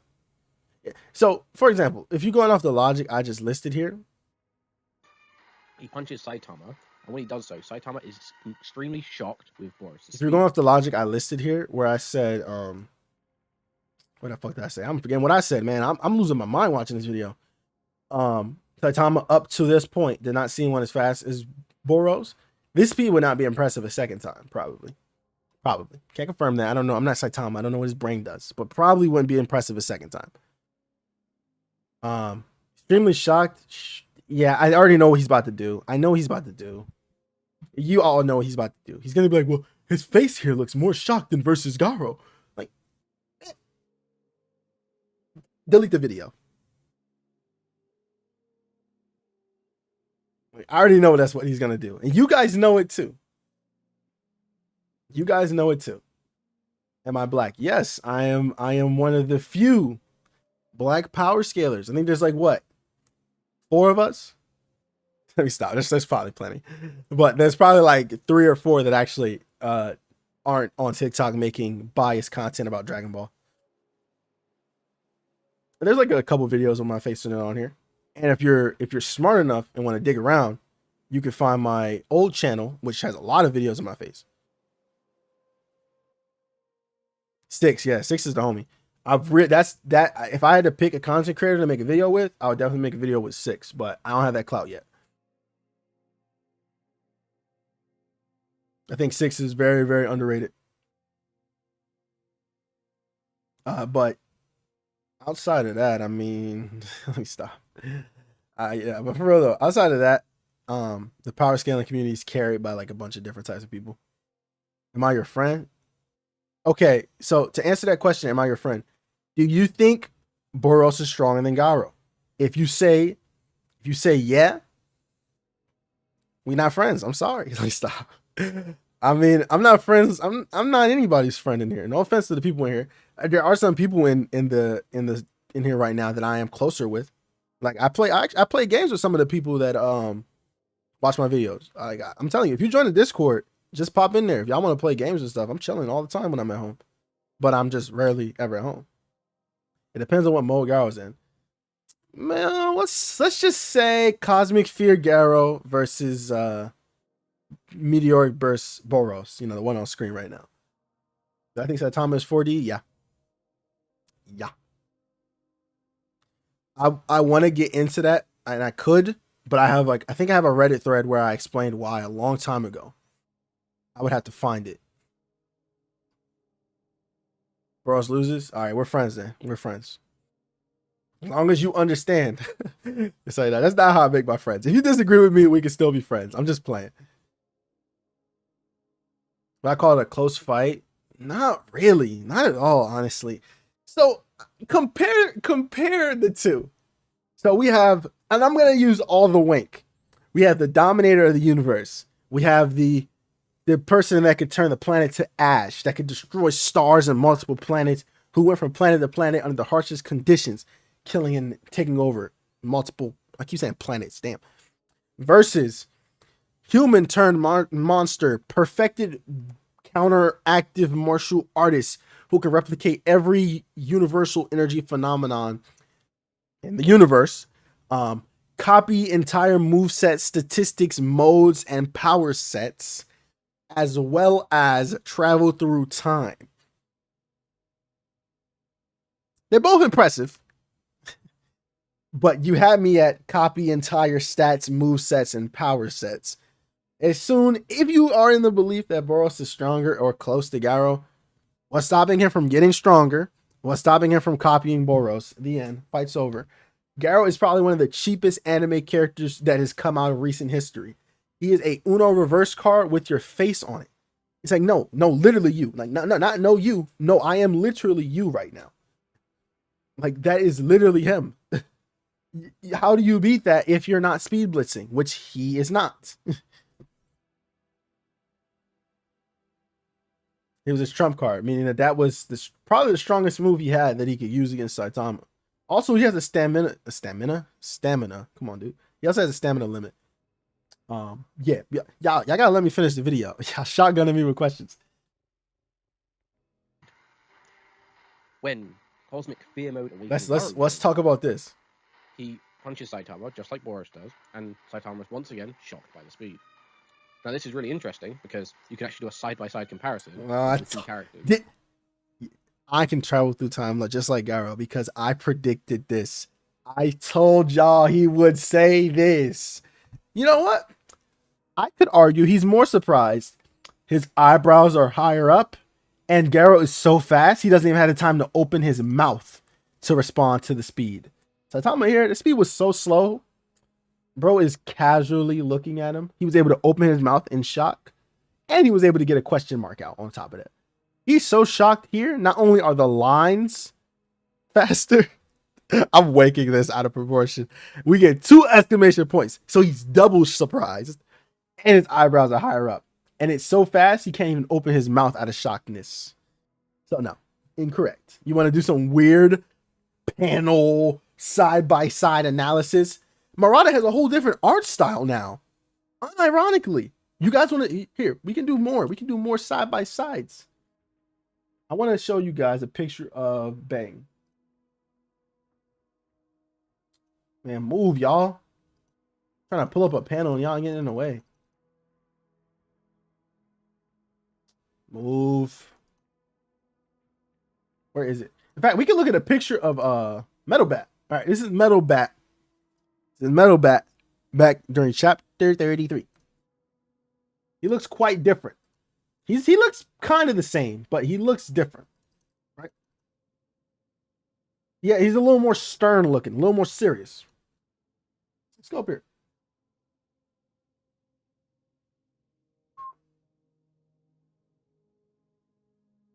It's around here somewhere, guys.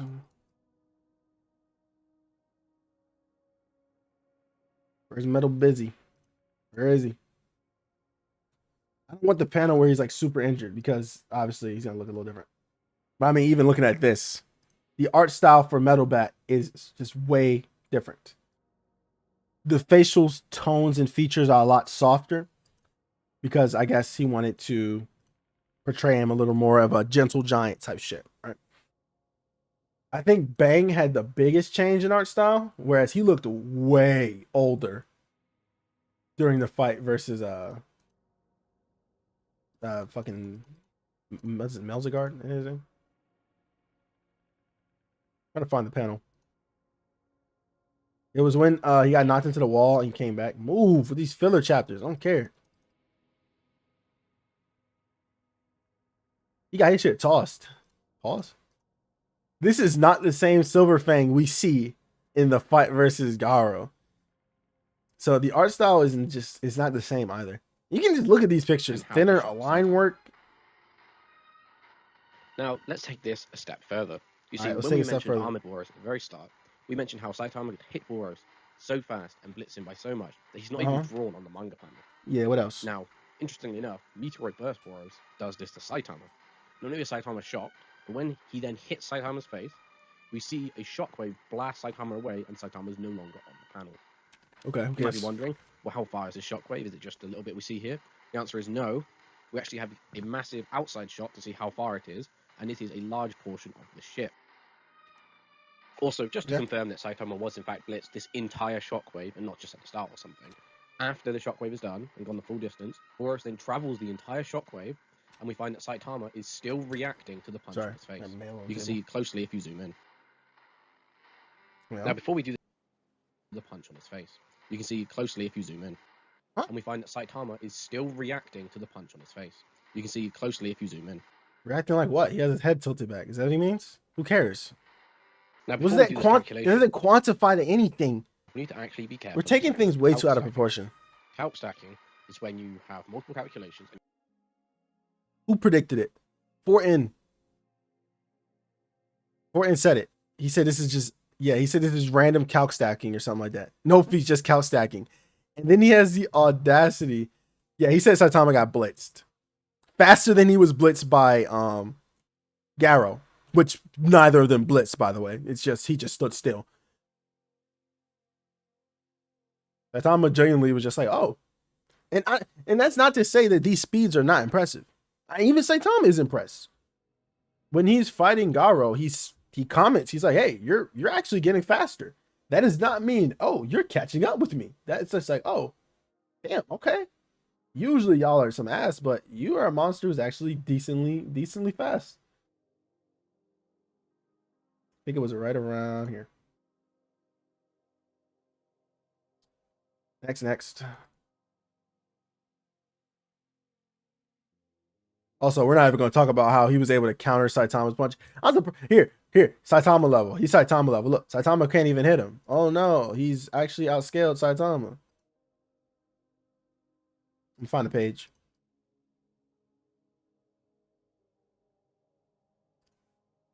Hey, you got a little better again. Oh no, that has to mean Garo is Saitama level. Because he complimented him. Also think this panel is really dope because you can see Garo doing multiple martial arts styles. That shit's so fucking cool. And as usual, Saitama's just blocking them. He just doesn't want to damage his clothes. It's been established that he just doesn't want to damage his clothes.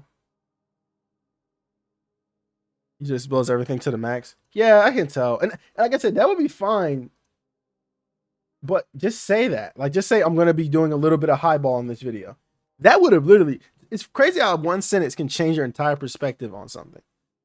But in terms of this calc stacking stuff, yeah, this whole video was calc stacking, and he's saying... And you stack them together to get a result. Meaning, you wouldn't be able to use Saitama's previous reaction speed we calculated to be able to use this in the final result. My boy, you did that all video. You went from Gyurgen's shoop to Tatsumaki to Boros' ship to Boros in order to get him to have any feats in his armored state, where he has none. He has no feats. But you use Gyurgen's shoop to somehow scale Boros. As it would be stacking. That's calc stacking, brother. However, what we can do is we can go a little bit lower into a lower basis for what Saitama's reaction should be, something that naturally would occur, and we can use that for the reaction speed of the calculation. For the basis of this calculation, we'll use the fact that Saitama, even while off guard and surprised, come on, man, speed it up, man, was able to react to rocks moving at near the speed of light. This would mean that we can assume his reaction time is the speed of light and thus give him a reaction speed of 0.000. Yeah, that's fine. I'm fine with reaction times with the speed of light for either character at this length point. Of the portion of the ship at 8.5 kilometers.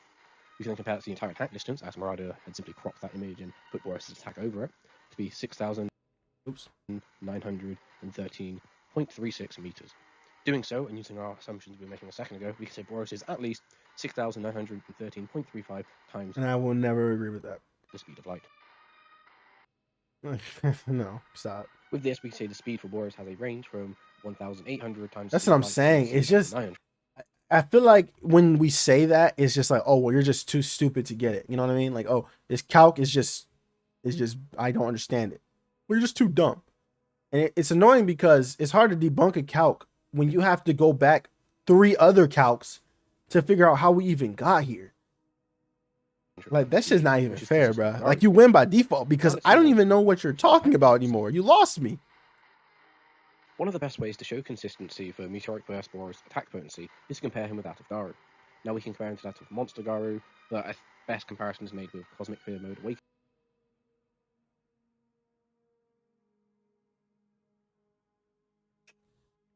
He is going to compare Boros to Cosmic Fear Garo. Cosmic Fear Awakening Garo keeps changing in power. In fact, he keeps changing to the point where I had to give him a new level before he even copied a serious Saitama. I had to do this 3 different times, as you can see. But the details are very hard to see, and it doesn't give much for a comparison. So instead, allow me to make this comparison so that you can visually see it. When making this comparison, we need a baseline to start off with, so let's put Release Boros on the scale with this little tiny measurement. Next, we have Cosmic Fear Mode Awakened Garo and his Nuclear Punch, greater than that. And then 10 times greater than that, we have when Garo first copied Saitama's normal punch. How do we know it's 10 times greater? I'm going to assume he confirmed that in his video.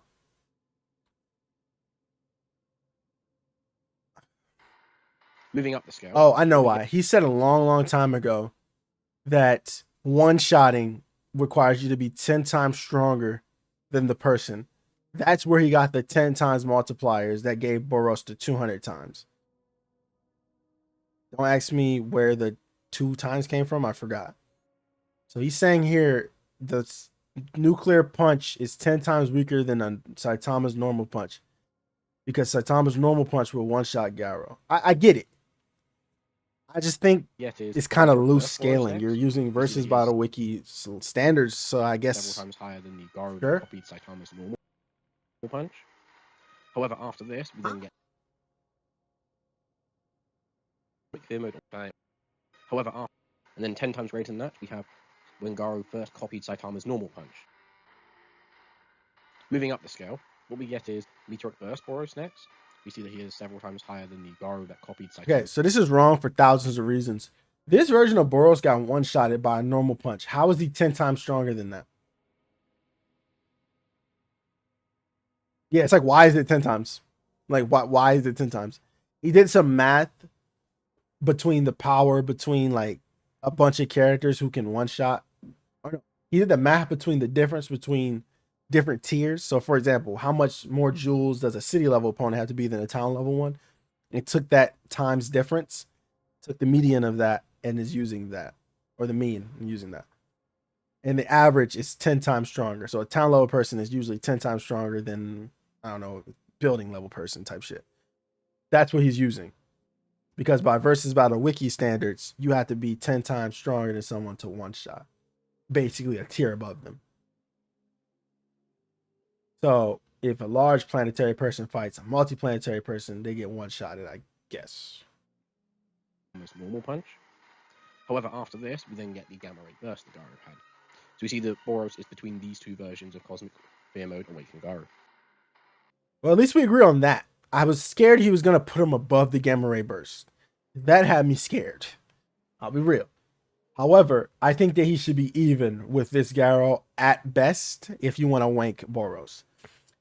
Boros got turned into a bloody mist from a normal punch from Saitama while he was in this mode. Garo, with all his power, combined with that of a Saitama normal punch, no.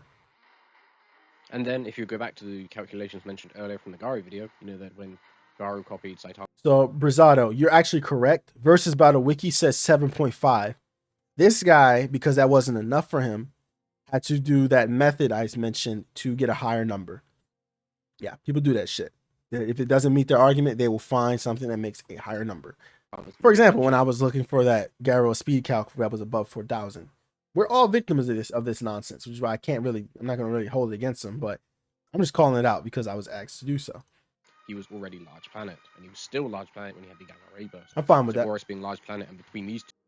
I don't know about this one, though. I think large planet in his base form of Cosmic Fear Garo was right. The fucking Gamma Ray Burst. No, not large planet.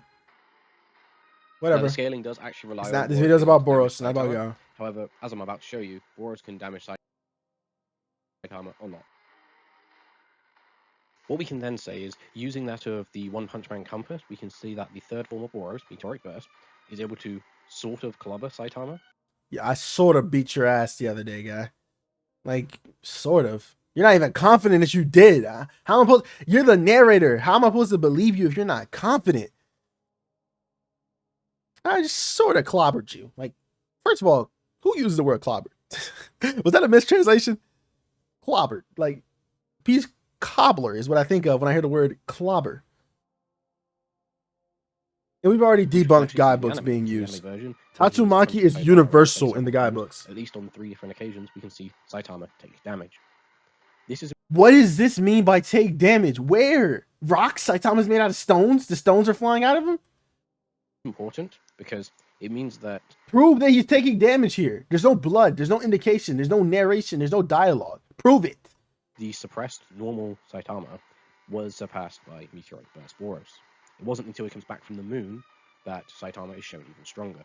In fact, if we look at a clip of when Saitama comes back from the moon, instead of getting clobbered, he doesn't even move anymore. He's so much stronger, and then he proceeds to basically one-shot Boros. That can be easily defended with more headcanon. Since he's using headcanon, I'm going to do the same thing. Saitama simply got more serious when he returned to Earth and used a little bit more power because, you know, he could.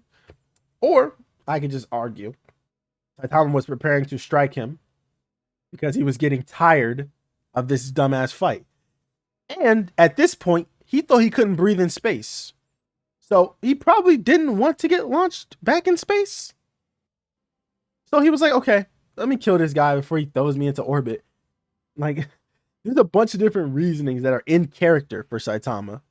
And you're taking all the out of character reasons and using them as feats. Saitama took damage. Where? Where's the damage? Where's the dialogue that says that? You don't even have the on-panel dialogue this time. The Boros thought panel, where he's like, he took damage.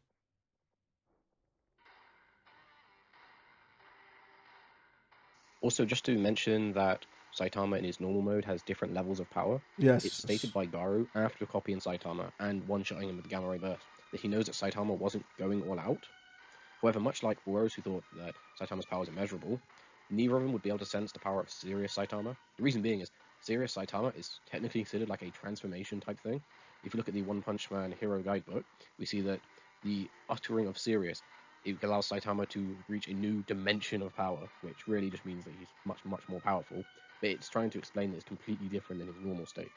This would make sense as both Boros and Garo cannot measure the level of serious Saitama, but if they know that Saitama... Didn't he just say earlier that Boros unlocked the key to damaging Saitama or something? Or like he understood how to damage Saitama?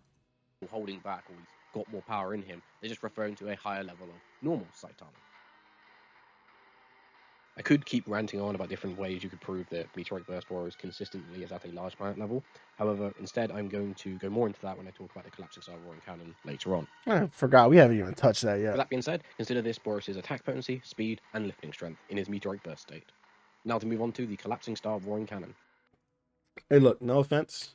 From now on, if y'all want me to react to a video that's 50 minutes long of like just complete wank, you're gonna have to do a donation and send that shit. This video is hurting me physically.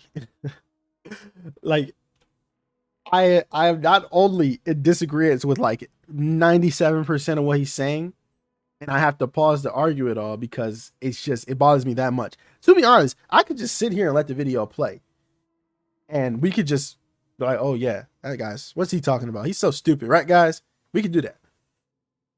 But it's just not in me, and it's like 50 minutes of this. I got 10 more minutes.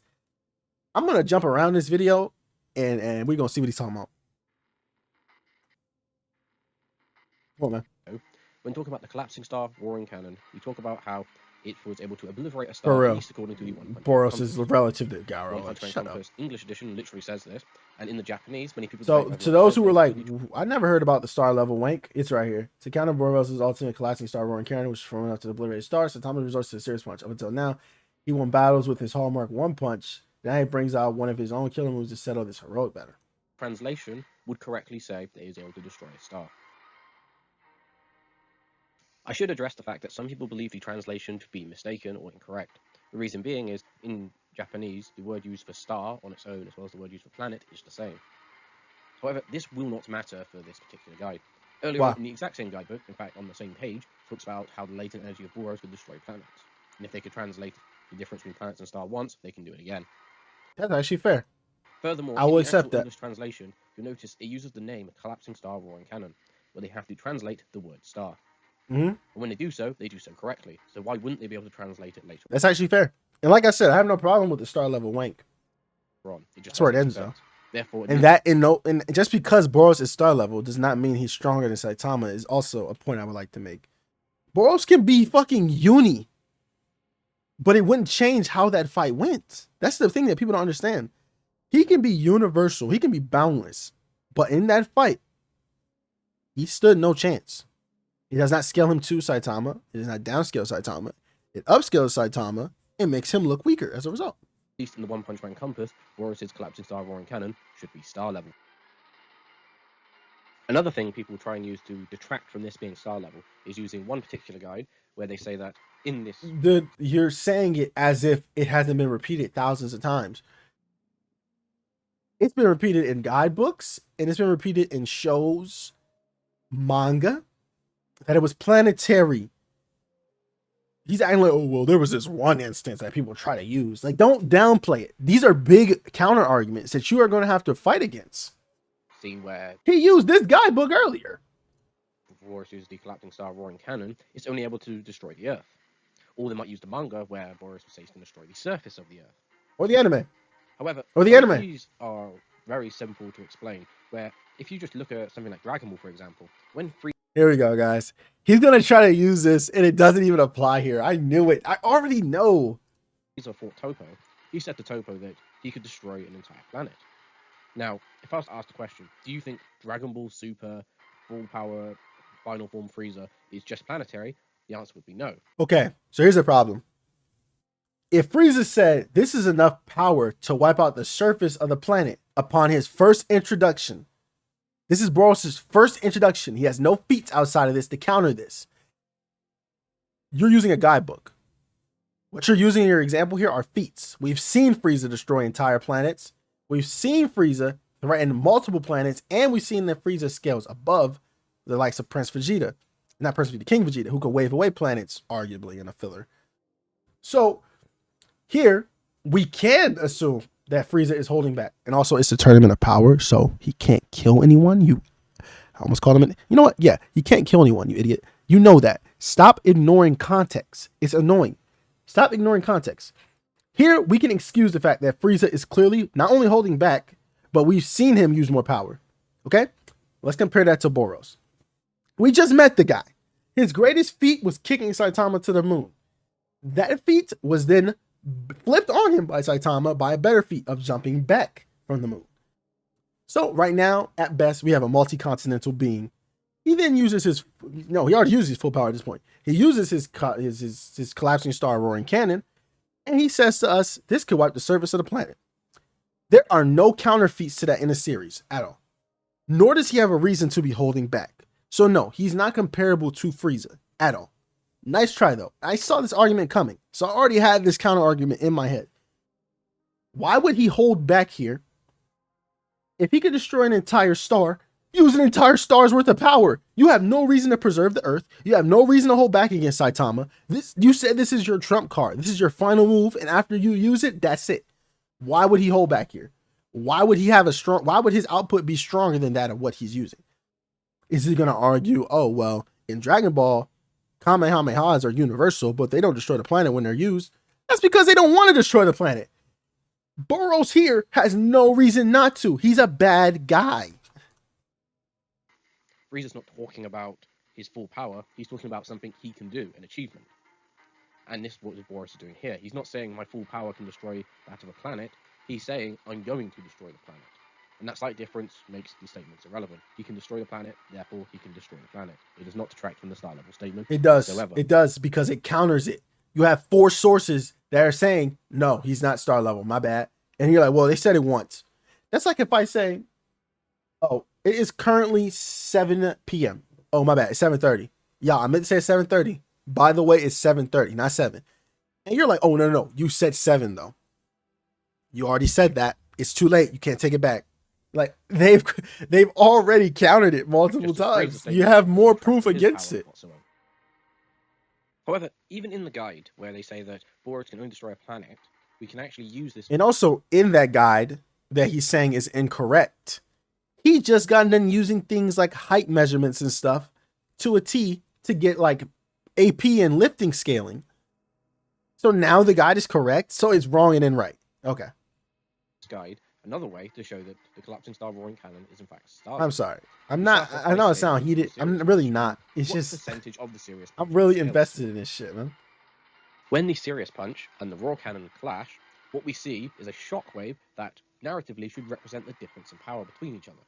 So if we calculate the difference in the shockwaves, we should calculate the difference in the collapsing star roaring cannon and Saitama's serious punch. Let's do this. Starting off with the area of which Saitama had, we need to know its distance, how far it went, as well as the width at the very end. With such, we get the area to be 2 trillion square meters. Now for Boros, we have to do half of it and then double it because it gets split into 2 halves. Look at the length of the blast we see, the width of it, we get its area for half at 195 billion square meters, and after this, we get the total area as 391 billion square meters. Overall, this means that the collapsing star roaring cannon should be 18.66% the power of Saitama's serious punch. Now, one thing to consider before we make a comparison between the collapsing star roaring cannon and Saitama's serious punch is the serious punch doesn't have a set level of power. In fact, we can just use the example of the Saitama that used the Serious Punch on Elder Centipede, Evil Natural Ocean, and Cosmic Garo would all be at different levels. Like, Yeah. you don't see the Serious Punch used against Elder Centipede popping a hole in the sky. But also, here's one thing I want to bring up, because if I do debate this guy, I know he's going to talk about it. He's going to say, though the reason why Saitama was able to be hurt by Boros is because, you know, they were on a relative level. And I'm going to say, well, how come he was able to eclipse his collapsing star roaring cannon when he came back to Earth? And he'll respond with, it's because they got stronger between that time. Evidence being the final IO. There's a counterpoint to that, my friend.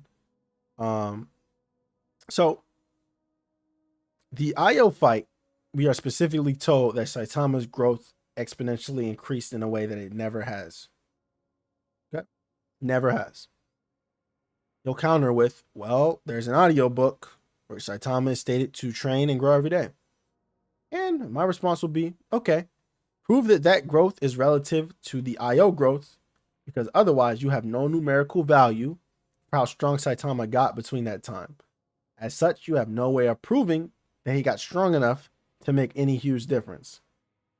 The overall meaning of that argument is that you can't argue Saitama is only stronger now, or rather Saitama was damaged before because he was weaker and now he's stronger and that's why he's not damaged. You have to prove that there was some multiplier, some power growth of such a substantial amount that he was able to eclipse Boros by, what is it, an 18.66% degree?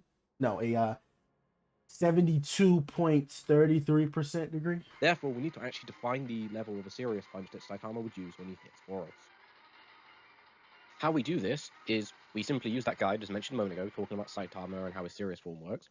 That's only really talking about the Season 1 Saitama and early parts of Season 2, where it actually has the statistics for how powerful they think Saitama should be. Next, from the exact same databook as that of Saitama stats, we'll get the stats for both Tatsumaki and Tank Top Tiger. With this information, we can then start analysing their power. For example, Tank Top Tiger has a power of 4. We'll work out the energy of what that means in just a moment. Tatsumaki's power in the guidebook is stated to be a 9. We know how much energy this would be, and the guidebook even mentions that of the Boros ship, so we know that this energy should be around the multi-continental energy that she overpowered. And of course, we're going to then estimate the power of Saitama at a 15. In regarding how powerful Tank Top Tiger is, we can use just one calculation of Versus Battle Wiki, where they talk about how strong Saitama was as a 12-year-old before he ever started training, for which they had a wall-level amount of energy at 4 million joules. We can then use this to say the equation for each power level within the guidebook. So Saitama at 15 would have a massive amount of energy at solar system level. Now that we have the energy that Saitama should have according to the guidebook, we can then say the collapsing star roaring cannon, as mentioned earlier, was 18.66% of Saitama's serious punch, and we get the energy for the collapsing star roaring cannon to still be solar system level. Now this is interesting. I told y'all he would say that Boros is, I said it. I literally said he's going to get Boros to solar system level. You guys saw when I opened this video, I did not watch any of this. I did not pre-watch this. This is all new to me. I fucking called it. You want to know why? Because I know how wankers and power scalers think. Usually when you hear Dominator of the Universe, it's usually given and fed to you as a solar system level threat because it's more tolerable than them using their true wank of Uni. Boros is not solar system. I do not believe that for a second. Prove it. I have this entire video. I've added 2 hours of content to this 50-minute video. An hour and 20 minutes of content. No, hour and 30 minutes of content. To this long ass video. So that means an hour plus has been me debunking this. My debunk is longer than the video. That's how you know something ain't right. My debunk is almost 2 hours longer than the video. And I've just been reacting to this. I paused to answer questions for a couple minutes. Because this is the same guidebook that called Boros' Raw Cannon Planet level has now allowed it to be solar system level. There is a reason why, though. The explanation for why the guidebook has this inconsistency inside of it is because of the way it's written. For example, when we start off looking at the Saitama page, you will actually notice at the very top of it, it has this little thing where it is Genos saying that he disagrees with the Hero Association, and then states his facts about what he thinks Saitama is. In other words, what the Hero Association think is based on how all these characters are written. We know this furthermore because King's got a maxed out stat in every stat point, despite the fact that he actually isn't as strong as the Hero Association think he is. So the guidebook shouldn't be used except when you use it to prove that the Clashing Star Roaring Cannon is equal to a solar system level attack from Saitama. I don't even think that Serious Punch was solar system level. So there's that too.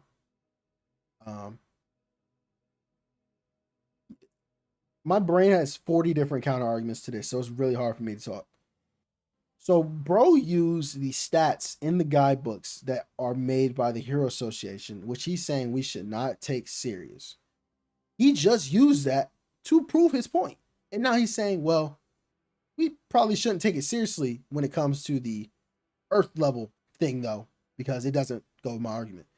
You are so biased, man. This is sad. This is also confirmed at the very front of the data book, where they pretend it's an actual, data book handed out by the Hero Association in I'm verse. sorry. I'm annoyed now. And this is also furthermore shown with the likes of Fubuki, where she's giving a quote about Blast, and it's just a rumor. It's not an actual statement about what you can do. Things like this, it's just about opinions and how people inverse. So what? Why do you get to pick what's not inverse talk and what is? And not actually the level of power these characters are capable of. And because of such, it isn't the most reliable source. So if you do use this, you used it. Get Boros to planet, you could get him to solar system. I will not be using it for Boros' power. Then what was this whole segment? This would mean that the only guide that actually talks about Boros' power in a literal sense would be the One Punch Man compass, as previously mentioned, which had Boros at star level. This would be the power of the collapsing star roaring cannon, and it is the most consistent based on the scaling. You just fucking trolled all of us. Shown in this video. Did you know Boros could have survived Saitama's Serious Punch? After the Serious Punch, we see his corpse still alive, talking to Saitama. And we see earlier that he was able to come from a splat of blood and just an eye, meaning he can definitely regenerate from No. rotting. You don't even know your own character. He was out of energy. Once that energy runs out, he's done. Corpse. The reason why he doesn't regenerate is because of how his regeneration works. His regeneration works by putting his latent energy into his body to accelerate his healing at a superhuman rate.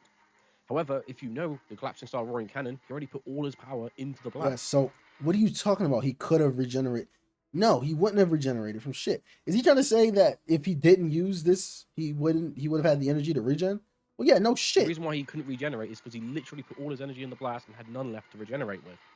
Otherwise, Boros could actually survive the Serious Punch from Saitama. Let's finish off the video with a quick montage summary of each one of Boros' forms and the collapsing star roaring cannons. I'm good. I gotta go eat something. Hopefully y'all enjoyed this live stream. This was a doozy, man. This shit. Let me reiterate this. I know I got a little irritated near the end. It's just because I'm really hungry, and I've been sitting here watching this for like 2 hours. Shout out to Christian Kimber. Let me just say this first of all. He's a smaller creator. We all got to start somewhere. We all make, I wouldn't say mistakes. We all have our opinions. He put a lot of work into this video. This is a 50-minute video. You guys will never see that from me unless I have a team of people helping me. I know, not me. For example, the Minecraft video I put out took me 8 hours to make, not including the editing and scripting, or not editing, the voice recording and the scripting. But Christian Kimber did do something that I cannot do, and that was making calcs. Whether those calcs were good or bad is up to y'all. But he was able to make some sufficient calcs. There was a lot of calc stalking. There was a lot of liberties taken.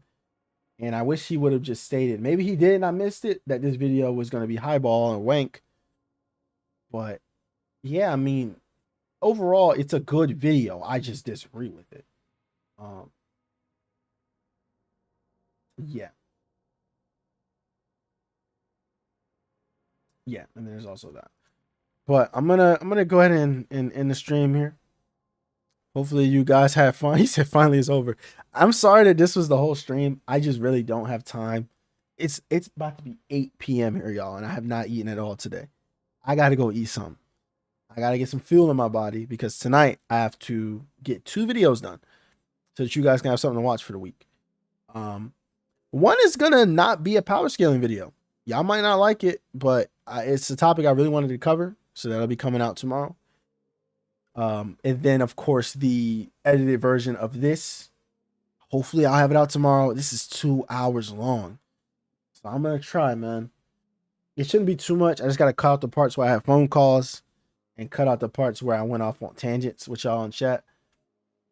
But yeah, I appreciate everybody for turning out today. If you missed the stream late, you got to turn on post notifications. You can go to my channel right now and do that.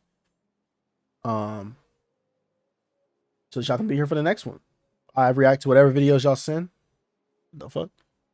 Loud ass noise. I react to whatever videos y'all send as long as it's not another 50-minute one. So the Satori video that's 30 minutes, I'm not reacting to that on stream. I'm sorry, y'all. It's just it's the same. First of all, it's gonna be the same shit repeated, and it's too much. But yeah, I will be in the Discord, which is pinned at the top. Join, come talk. I'm telling y'all, it's literally the most. My voice is cracking. See, I gotta go eat. It's the most chill Discord I've ever been in ever. So yeah, come tap in. We talk about power scaling for all types of series. We post calcs. We have our own threads for you to make your own calcs, post your own calcs, scale your own characters, have your own characters scaled, all types of cool shit. So yeah, tap in. I'm gonna see you guys tomorrow in the upload. Peace out.